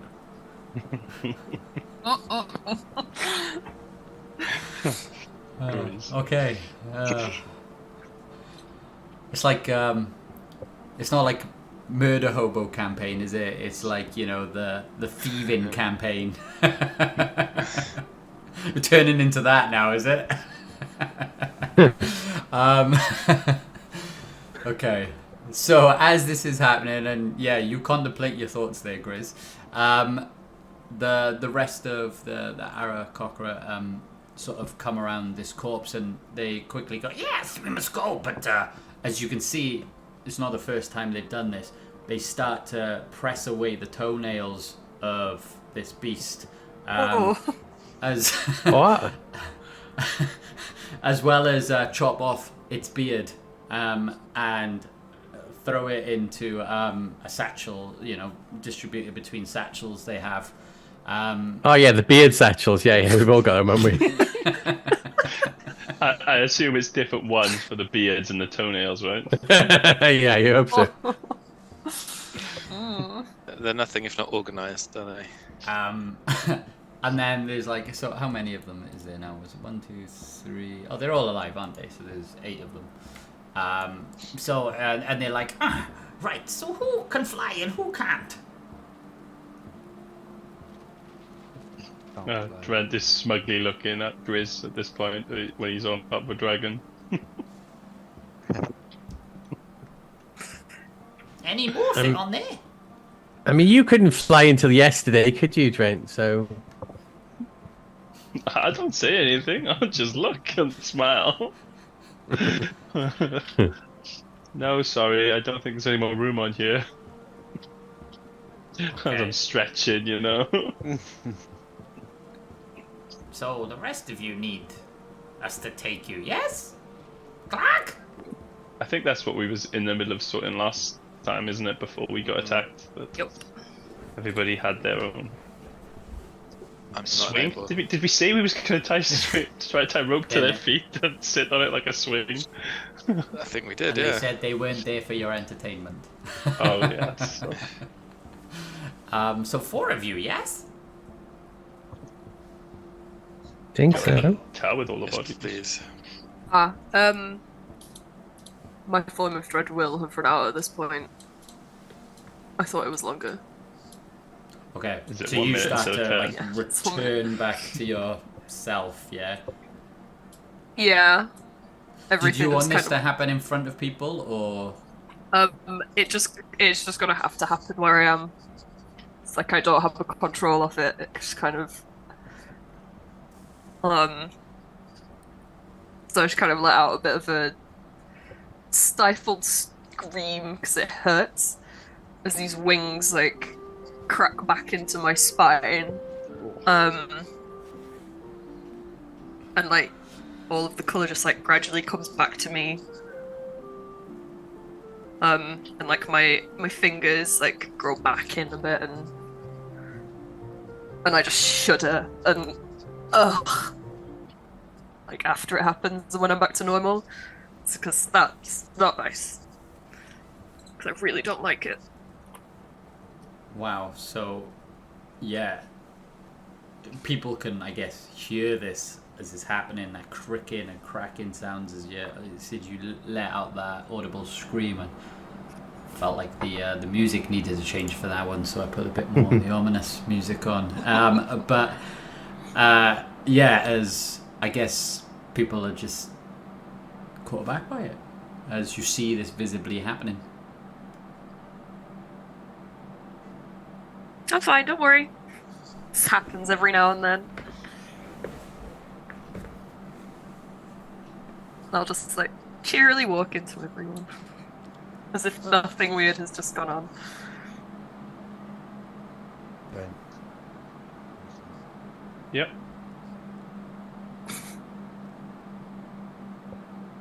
So, did you call my name? I just looked at you. I'm not saying anything, but it's like that was weird.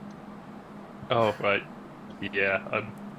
I'll be honest. I don't want to ask. Might give me nightmares. Well, I've had enough of those lately. It'd be get Cathbad to ask. He's usually good with dealing with strange things like that. Like how he talked to the horse. I feel like I just want to get out of here first before we start prying into people's powers. I'm still feeling a bit fuzzy from that lightning strike. Yeah. Cleek, is it a long way to travel? Like hours of travel to get to? Yes, many hours. Clark. Oh, so let's get going. You're You're already pushing sort of later in the day now as well. you've probably been here around 3-4 hours, I think, just before you hit combat. So we're on about the 4 hour or so mark, and I can't remember the time when you came into the cave system. You just fought the dragons. You'd had a long rest, so this is just started the kind morning, of early afternoon. Yeah, now as you're approaching, so you've got at least well, they've just said it's a long time ahead of you. So so yes, we should go, Clark. As they've obviously.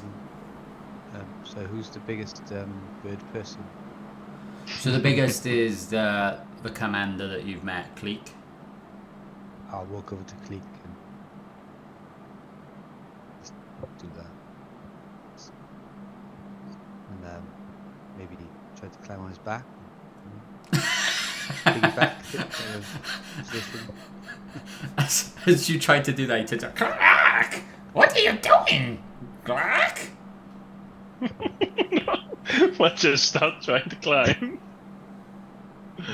Oh, dear. How does this work? Yeah. One of them will take you. It's like he seems like shocked that you think that he would carry you. It's like... Are they big enough? Strong enough? Can't handle it, can he? And he hears Grizz say, do you want to give a persuasion check? Yeah, I can give a persuasion check. Or intimidation? 12. As he... Yeah, intimidation might work as well, but same. He's like, fine. Yes, you are quite large, aren't you? Maybe you need a stronger bird. But no climbing on the back. Carry me? Let me tie your hands. Tie my hand. Then I can just carry you on a rope. And then swing you as we go, right? Drent? Please tell me he says that in Oran so Drent can have a chuckle without it looking bad. No. Okay. Just put your hands in the air. As he then hovers above you.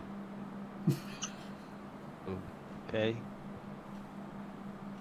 It's weird. So yeah, he just grabs your hands as he then lifts you off the ground.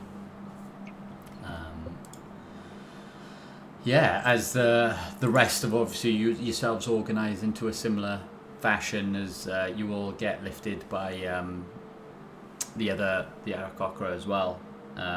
As the remainder of their group have finished stashing this beard hair into their satchels, the other 4 pick up the greatsword and between them throw some... It's like this well-woven rope. Doesn't look like the normal kind that you get here, and again it's trickling with a bit of an electrical charge itself. And they tie that and they each grab and stabilize it as they start to pick it up into the air as well, and they take it with them as you all head off on your journey, unless there's anything anybody wants to do before we take flight. There's something I'd like to do when we're going, but not beforehand. To splash my nose. I think you might have to do that with your knee.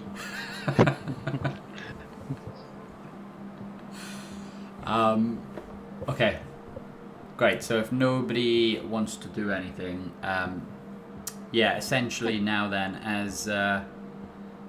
as you take flight alongside the Aarakocra, you're sort of enveloped by the endless expanse of the sky and the boundless sort of seas and clouds around you.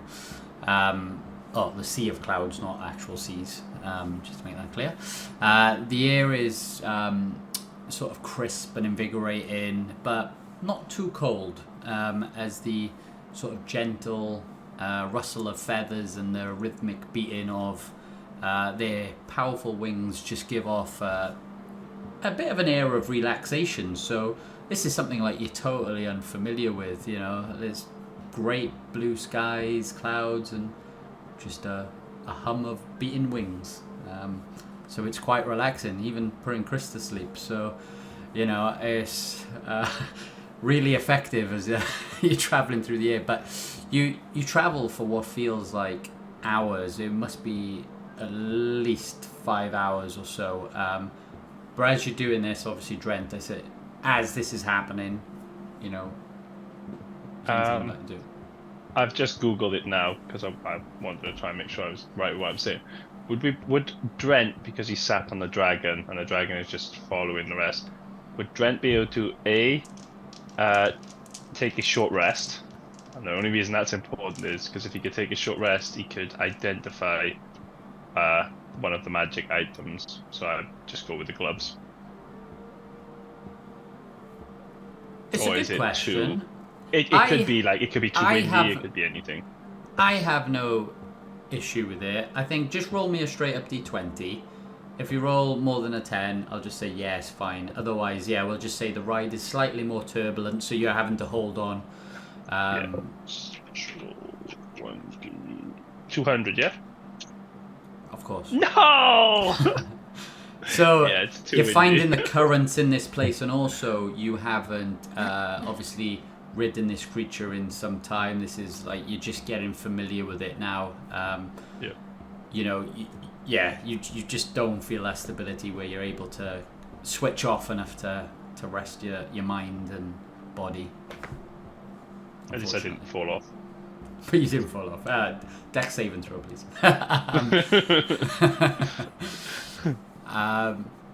Yeah, so you travel for what feels like hours, and sorry, just to check, does anybody else want to try and do anything, or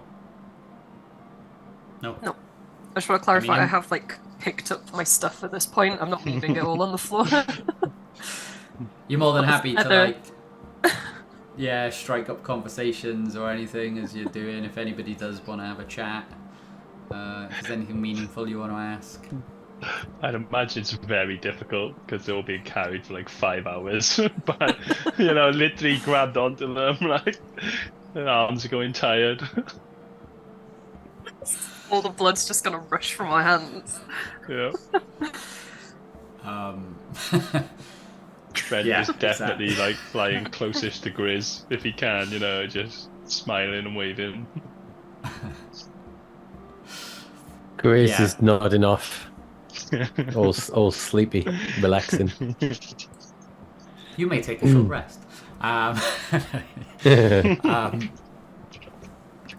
So you kind of get in this whole, like I said anyway, rhythmic relaxation feeling as you're taking in everything, other than your arms hurting, obviously, but your heroes you're powering through. But yeah, you travel for what feels like hours with obviously but clouds and sort of yourselves to entertain yourself with those that you're traveling with, and until all of a sudden, as you started to get into this rhythm and time seems to pass by, you begin to soar higher into a dense patch of cloud, and you travel through this for, again, it must feel like at least half an hour or so.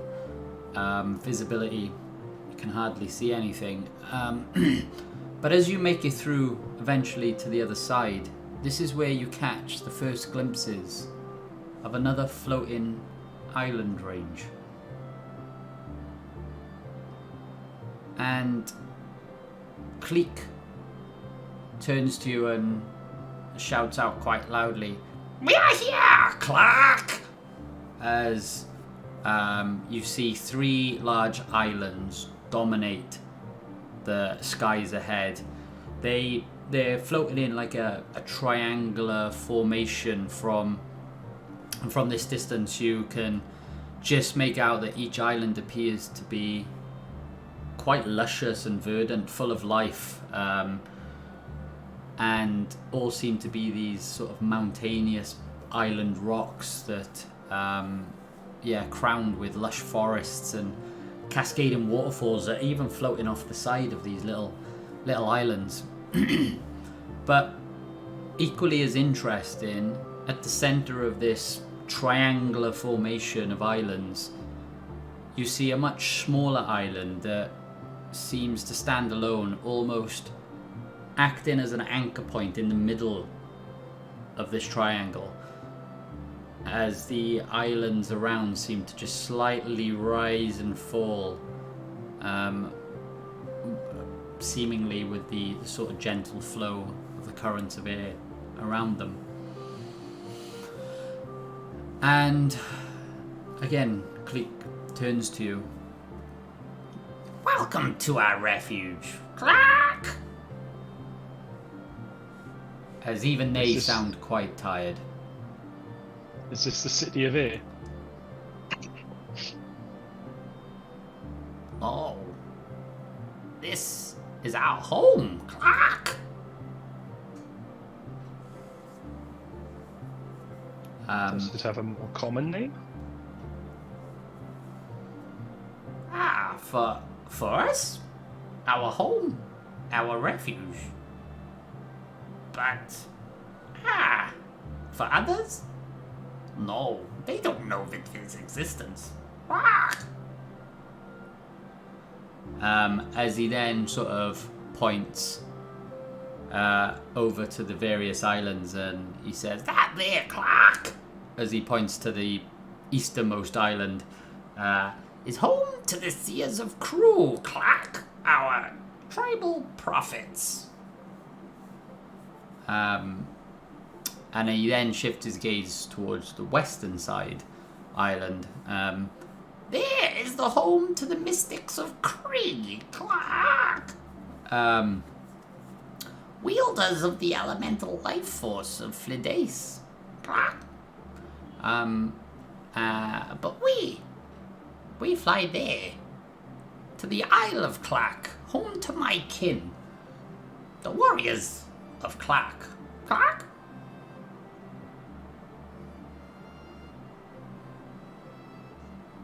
How did you get the name Warriors of Clark? I've got no idea.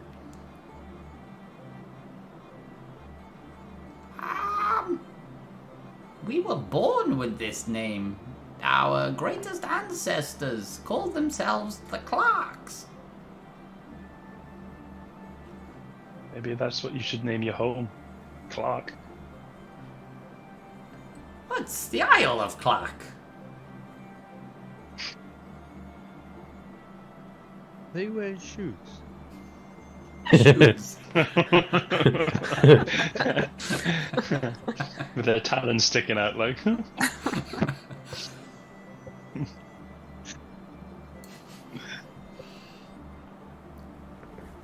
No.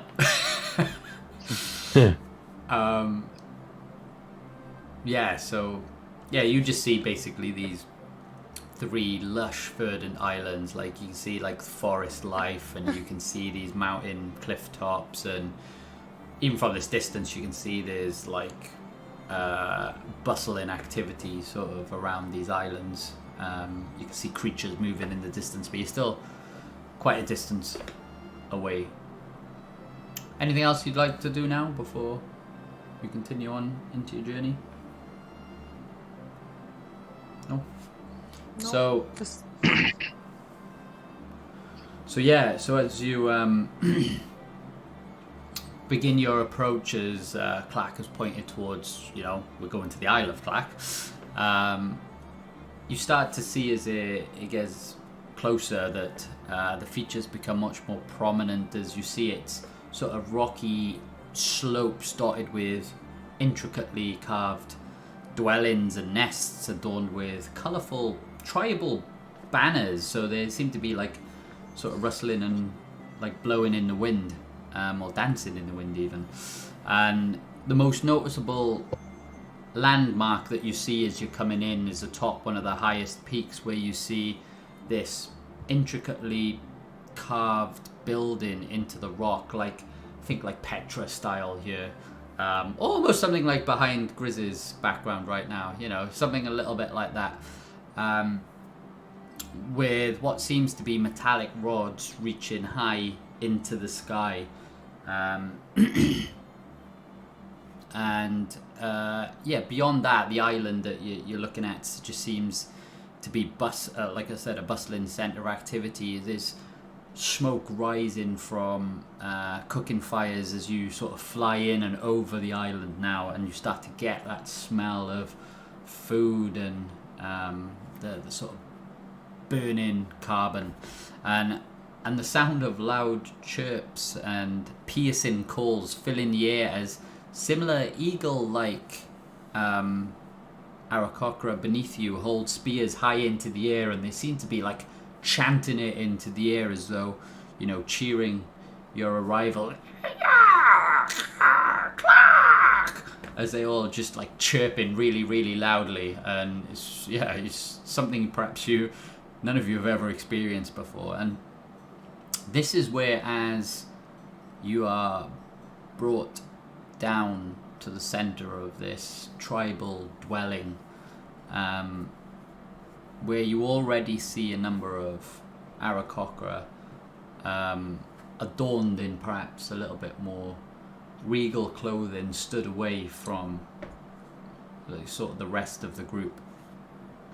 And as Cleek lands, he obviously drops low back to the ground softly enough, and sort of flutters forward towards one of these other figures. And this one that he's walking towards is, again, you can see around there, they all seem to be eagle kind, similar to what you've already seen. But this one is sort of a striking crimson and sort of azure feathers, really prominent, wearing quite decorative clothing as well. But you can see that this is perhaps an older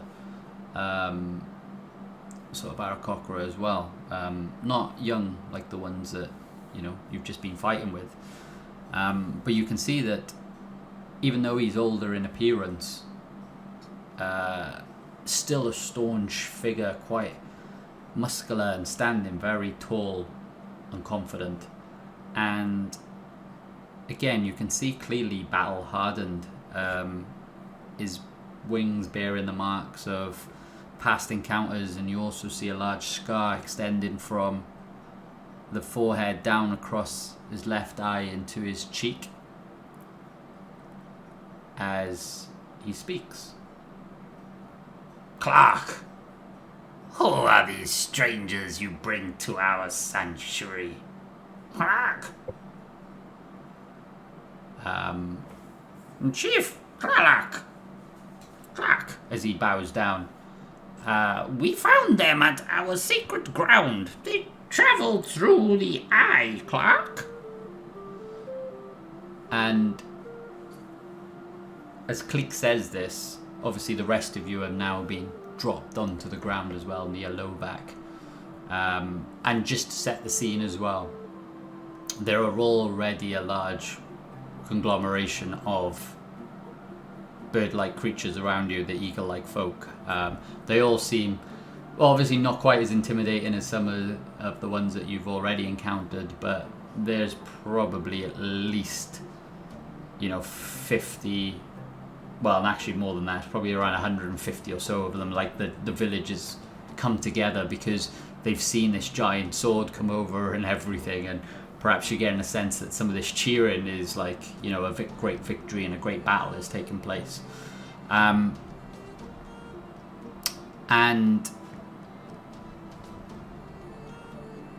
as Cleek has sort of explained this to him, and Chief Klalak, as he's called him, so just for you to remember the Klalak, his face begins to scrunch with a bit of anger as he sternly gives the nod to one of the Aarakocra next to him. As suddenly you found you find yourself surrounded by 100 or so Aarakocra warriors who have just flown into the air, as well as around you, with spears held towards you. What did you do, Grizz? Spies! You dare bring such creatures to this place, clique? Can give any of you the opportunity to say anything here. Maybe I don't go first this time. I think that's a very good idea. We mean you no harm. We don't speak or no wish to address us. Will common be acceptable?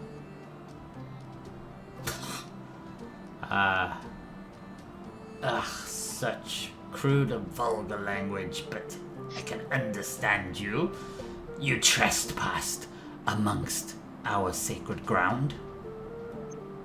I believe it was best put by someone else here that you have no signs, so we have no way of knowing whose sacred ground it is or what it is. Insolence! You dare speak to the members of the council like this? Is there another way I They should need speak? no signs for sacred ground. What were you doing there? Clark! Actually, I gotta do something in a sec.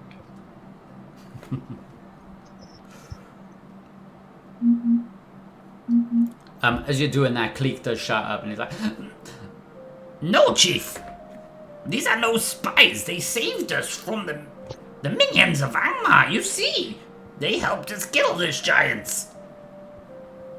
and Dren starts spilling his guts about the whole reason we came, where we came from, what we're doing, how we're trying to save the days, how we're in searching for magical weapons and we already have one.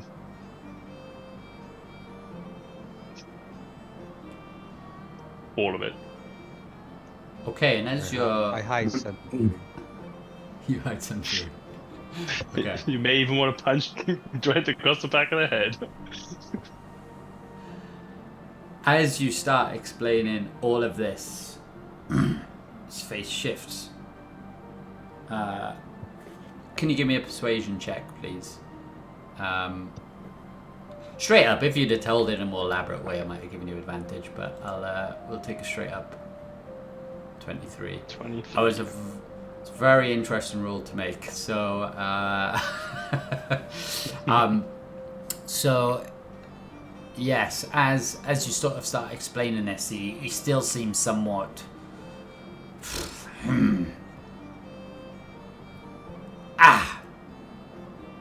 A fine story, and perhaps it is true. Clark! But the council must hear your tales themselves. I cannot pass judgment for the entire council, and all of this must be done in front of all tribal clans. Only then will the judgment be passed. Until then.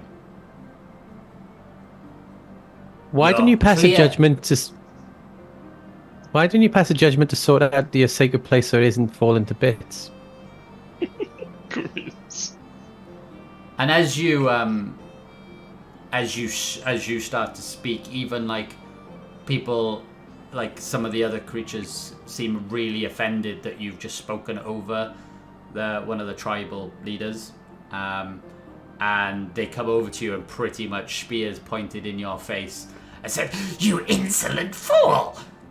Do not speak when the tribal chief clan speaks." Okay, yeah, okay, I get it, yeah. And I do this to tell him to put the spears down, you know, I'm just like, yeah. Fine, I shall answer your question.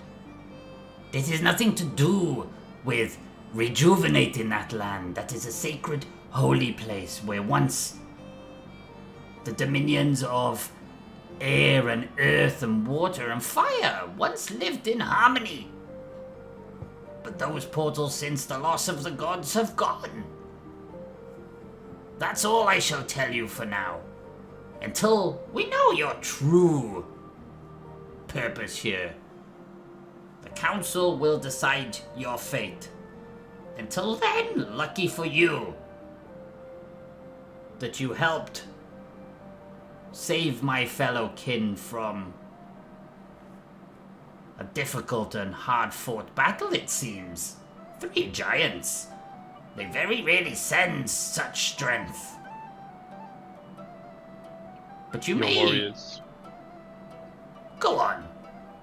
Your warriors were very well skilled and very helpful in defeating them. We probably would have died without their aid. Cleek was specifically very good. Kleck, maybe not so much. Kleck looks. It's like Kleck even looks over towards Cathbad.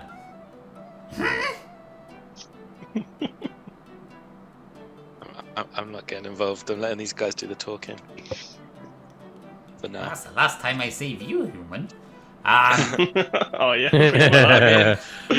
See, this is the thing now, isn't it? It's just like doesn't save other people and doesn't respect when he gets saved either. It's ridiculous. He dropped me on the floor as well, so I say we're even. Yeah.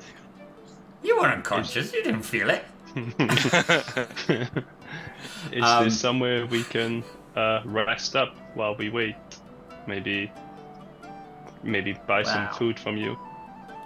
I shall forego detaining you. You may walk freely among our tribe with suitable guides. Guards, obviously, not guides. You can kind of sense what he's trying to say as he's pointing towards people. But yes, you may walk. But we shall reconvene in the morning when we assemble the council. Trent turns around to the group and gives like 2 thumbs up, like, yes, we're in. That is most gracious of you, Chief Clark. I look at the chief and just, from the bottom of my heart, thank you for your hospitality and your understanding of our ignorant actions walking on those sacred lands. I'm very sorry.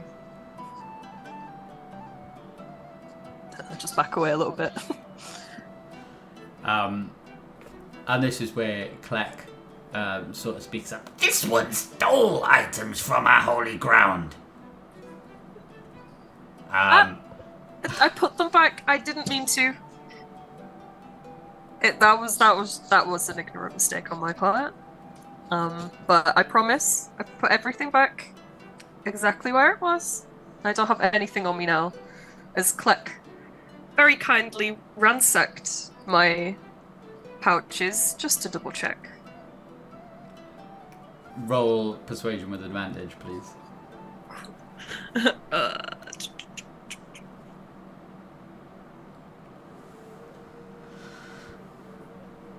Oh, great first roll.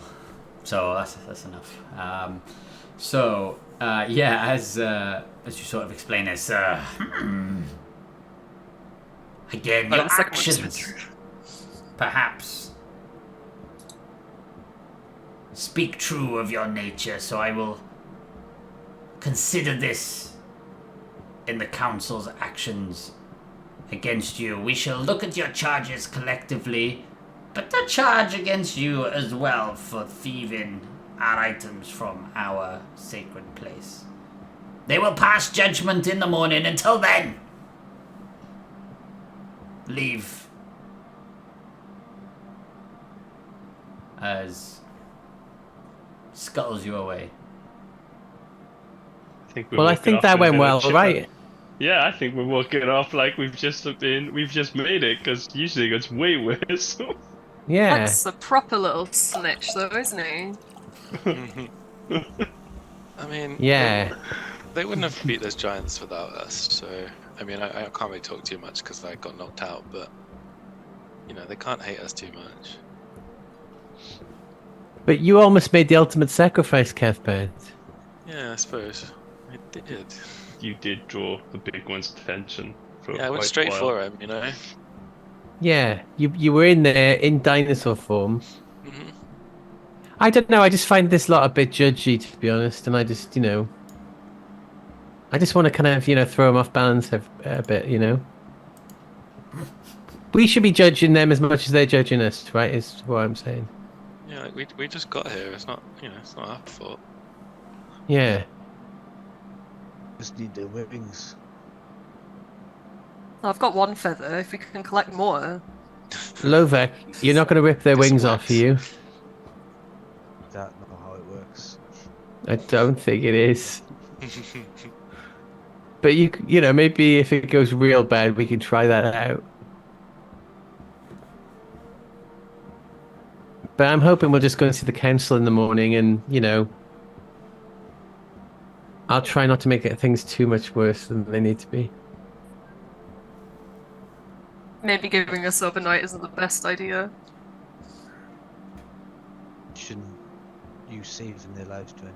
How many did you give back? 2? Well, I brought 3, them wasn't back it? once, then they died again, so I had to bring them back again. I didn't want to, embarrass them in front of their chief, but those guys owe us a favor, that's for sure. So, Cleek comes in at this point and he overhears you talking with his bird-like ears. I will pass this sentiment on to the council. I dare not challenge the tribal leader there in his presence. This is not how we do things around here, Clark. But the council is very understanding. They take all matters of opinions. I'm guessing there's not much chance of us getting like a reward, though, is there, for protecting your sacred lands from the giants that were probably there to kill them, to destroy them? Is that how it works here? A challenge you Maybe may a present reward? to the council. I'll make a note of that. But I think you should present that when Brent. But you're so elegant, Grizz. And you have authority. That is true. I am a humble warrior. I will not take your skills in that battle lightly. I will not take the credit for it. You did very well. You are clearly skilled. Clark! And I shall share that judgment of my opinion with the council when the time comes in the morning. Clark! Until then, I suggest with the escort here, you make your way to the Skywing Roost Tavern. There they shall make some space for you to bed down for the evening. If you wish to explore the shops, again, you will be escorted, but And I'm feel guessing they safe have in this place. I'm guessing they have some unique local microbrewery craft beers at this tavern, right? Oh no, no. We haven't had one of them for a while, have we? Hey, maybe this is how we get feathers, drinking the magic beer. Maybe they have what is it a called? mask shop? Dragonfire? Dragonfire ale? They have? Is that what it was? I want to buy a mask. We've had this latest brand called the Dragon's Lair Ale. No. Wow. The suppliers of that are really earning their money, aren't they? Yeah, I got shares in the company. I worry it's getting overexposed, Red. The bottom's going to drop out of the market. I'd sell it if I were you. Drent's the planer salesman. Going plane to plane. He's not really part of the guild. Yes, but we have some fine delicacies. Local ales and local foods. I'm sure there'll be something to suit your temperamental stomachs.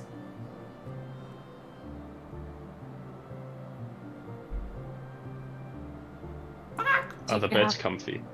Oh, that's important. Oh, And feather pillows. But, Yeah. yeah. Really do. I mean, there's twigs and branches and yes, this should be good. Can Well, I thank help- you, Cleek. can You I help don't with get a that? lot of visitors, do you?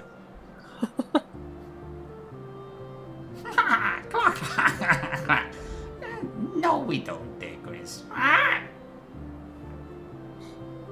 Do we look like we are open to the arms of the world? No. No. Exactly, Grizz. More you shall find out tomorrow. If the council believe your story, perhaps they shall tell you of our situation. But until then, make yourselves comfortable. Oh, is there anything that you may need our help with? Click. I dare not wish to say anything that could upset the council. If judgment doesn't pass your way, then if I were to They'll give probably kill us then. anything now, yes. I mean, tomorrow you either fall to your endless deaths, or yes, you become a welcome part of our tribe. Who Is there knows? is there any ground in the middle that we could be in? No, Grizz, it's endless. Oh yeah, yeah. Good point, Trent. I'm glad you corrected me on that one. Oh, hey, may as well make it a good last night, right? Plenty of beer, plenty of twigs, and some good food. Hopefully, not worms. Can you recommend any good food places? Because it smells lovely here. You know. There is so much smell of food going around, and you get a sense, by the way, coming in, that this place is quite active, like I said, and it seems like, you know, where you saw the cooking fires, if, like, you know, you were looking a little bit more closely as you were flying over, you see perhaps piles of other creatures being cut up and cooked, and you also see areas where vegetables and areas where trees and perhaps were being harvested for fruit. So you can see another sort of thing. So you can see that there's quite a lot of activity going on, and lots of varying types of food for all types of, I don't know, stomachs. But yes, the Skywing Roost, like I said, if you just want to bed down for the evening and eat some food, that is the best place to go. Would we be able to charge any thing we purchase to the council Yes, as the we costs are are covered. guests? The costs are covered. We very rarely get guests, as I say. You are the I first see. travellers in. I shall stop myself, but yes, go now and eat to your heart's content. Okay, on that chicken. though, just one thing, Cleek. Where's the magic shop where we get all the really, really expensive magic items, right? I don't actually say that, Mike. Oh, there is a place. But okay. No, okay, I do then. If they're gonna pay for it, you know, I'll get a flipping extra crown for my dragon. Oh, a magic crown. There are various shops and goods that we create and sell locally. They are available. Perhaps now, though, one to pick up in the morning. Clark! The tribal chief said you were free to wander, but I suggest you stay within the confines of the tavern for now. Wait till the judgment by the council is passed. Then you will know how your freedom speaks. Okay. Thank you, Cleek. A pleasure doing battle with you. Clark! You fought well. As he sort of says goodbye, and you are ushered off with 4 guards towards the Sky Roost Tavern, as it's being called, or Skywing Roost Tavern, sorry. And yeah, you sort of amongst this sort of community where, again, like you see sort of nestled sort of towering spires and nests among the mountains and stuff, and this sort of like clearing that you're in at the minute where you've just met this tribal leader. You sort of walk towards this building. It's almost like a tree, in all honesty, that is just constructed from woven branches and sturdy feathers, and you even see there's like clouds, which is weird, like a formation of clouds just seem to be padded in that seems to create a nice visual effect on this tavern, but as it blends sort of into its natural surroundings. But as part of this, there's like sort of large perches that go off to the sides, almost like obviously expecting more avian type creatures to be staying there. Like you'd have benches in your back, back of pubs or taverns, like your traditional ones. Is like nests, like dotted around. So like they're your like tables, where there are like sort of a booth in a restaurant, is it? Yeah, but like the branches are woven into like kind of seated areas, but wicker ones. There doesn't seem to be like backs for them really so much, because obviously they have wings, so this entire thing is like a little bit more open. But yeah, as there's plenty of space, that's for sure, where you can gather. And like I said, the temperature here as well, even as you were flying, wasn't particularly cold, even though there was a breeze. So you actually get not quite a humid feel, but it's definitely, that temperate environment, at least like, 21 degrees type situation going on. So it feels very comfortable. But yeah, you walk towards this tavern. And I think, given the time, what we'll do there is you walk towards this tavern to bed down perhaps for the evening. We'll end the session there, and I'll pick up perhaps the description of it next time and make it a little bit more clearer and go from there. But yeah, we'll end the session there. Amazing. Thank you. Yeah, thank you. We're now Nice we're now amongst the bird people. That's where your story seems to have taken you. Okay, so with that then, we'll end the session there. Just want to say a big thank you to everybody who's watched us this evening. If you are watching us live or if you're watching this back, hope you really enjoyed the session. All of our clips are on our YouTube and Twitch channels, so please do go and check them out and give us a thumbs up and subscribe if you do like what you're seeing. But until then, in 2 weeks' time, we'll rejoin our adventurers as they find themselves on the Isle of Clack, awaiting the outcome of the morning's tribal council gathering. So yeah, we'll pick it up in 2 weeks' time, which, Mark, you're usually the first to beat me to this one. It's the 27th of February. So look forward to catching you all in about 2 weeks' time. And yeah, I hope you enjoyed the session. Thank you, everybody, for tonight. Hope you enjoyed as well. And we shall see you again soon. We are the Conduits of Chaos. Good night. Good night. Good night, everyone. Thanks.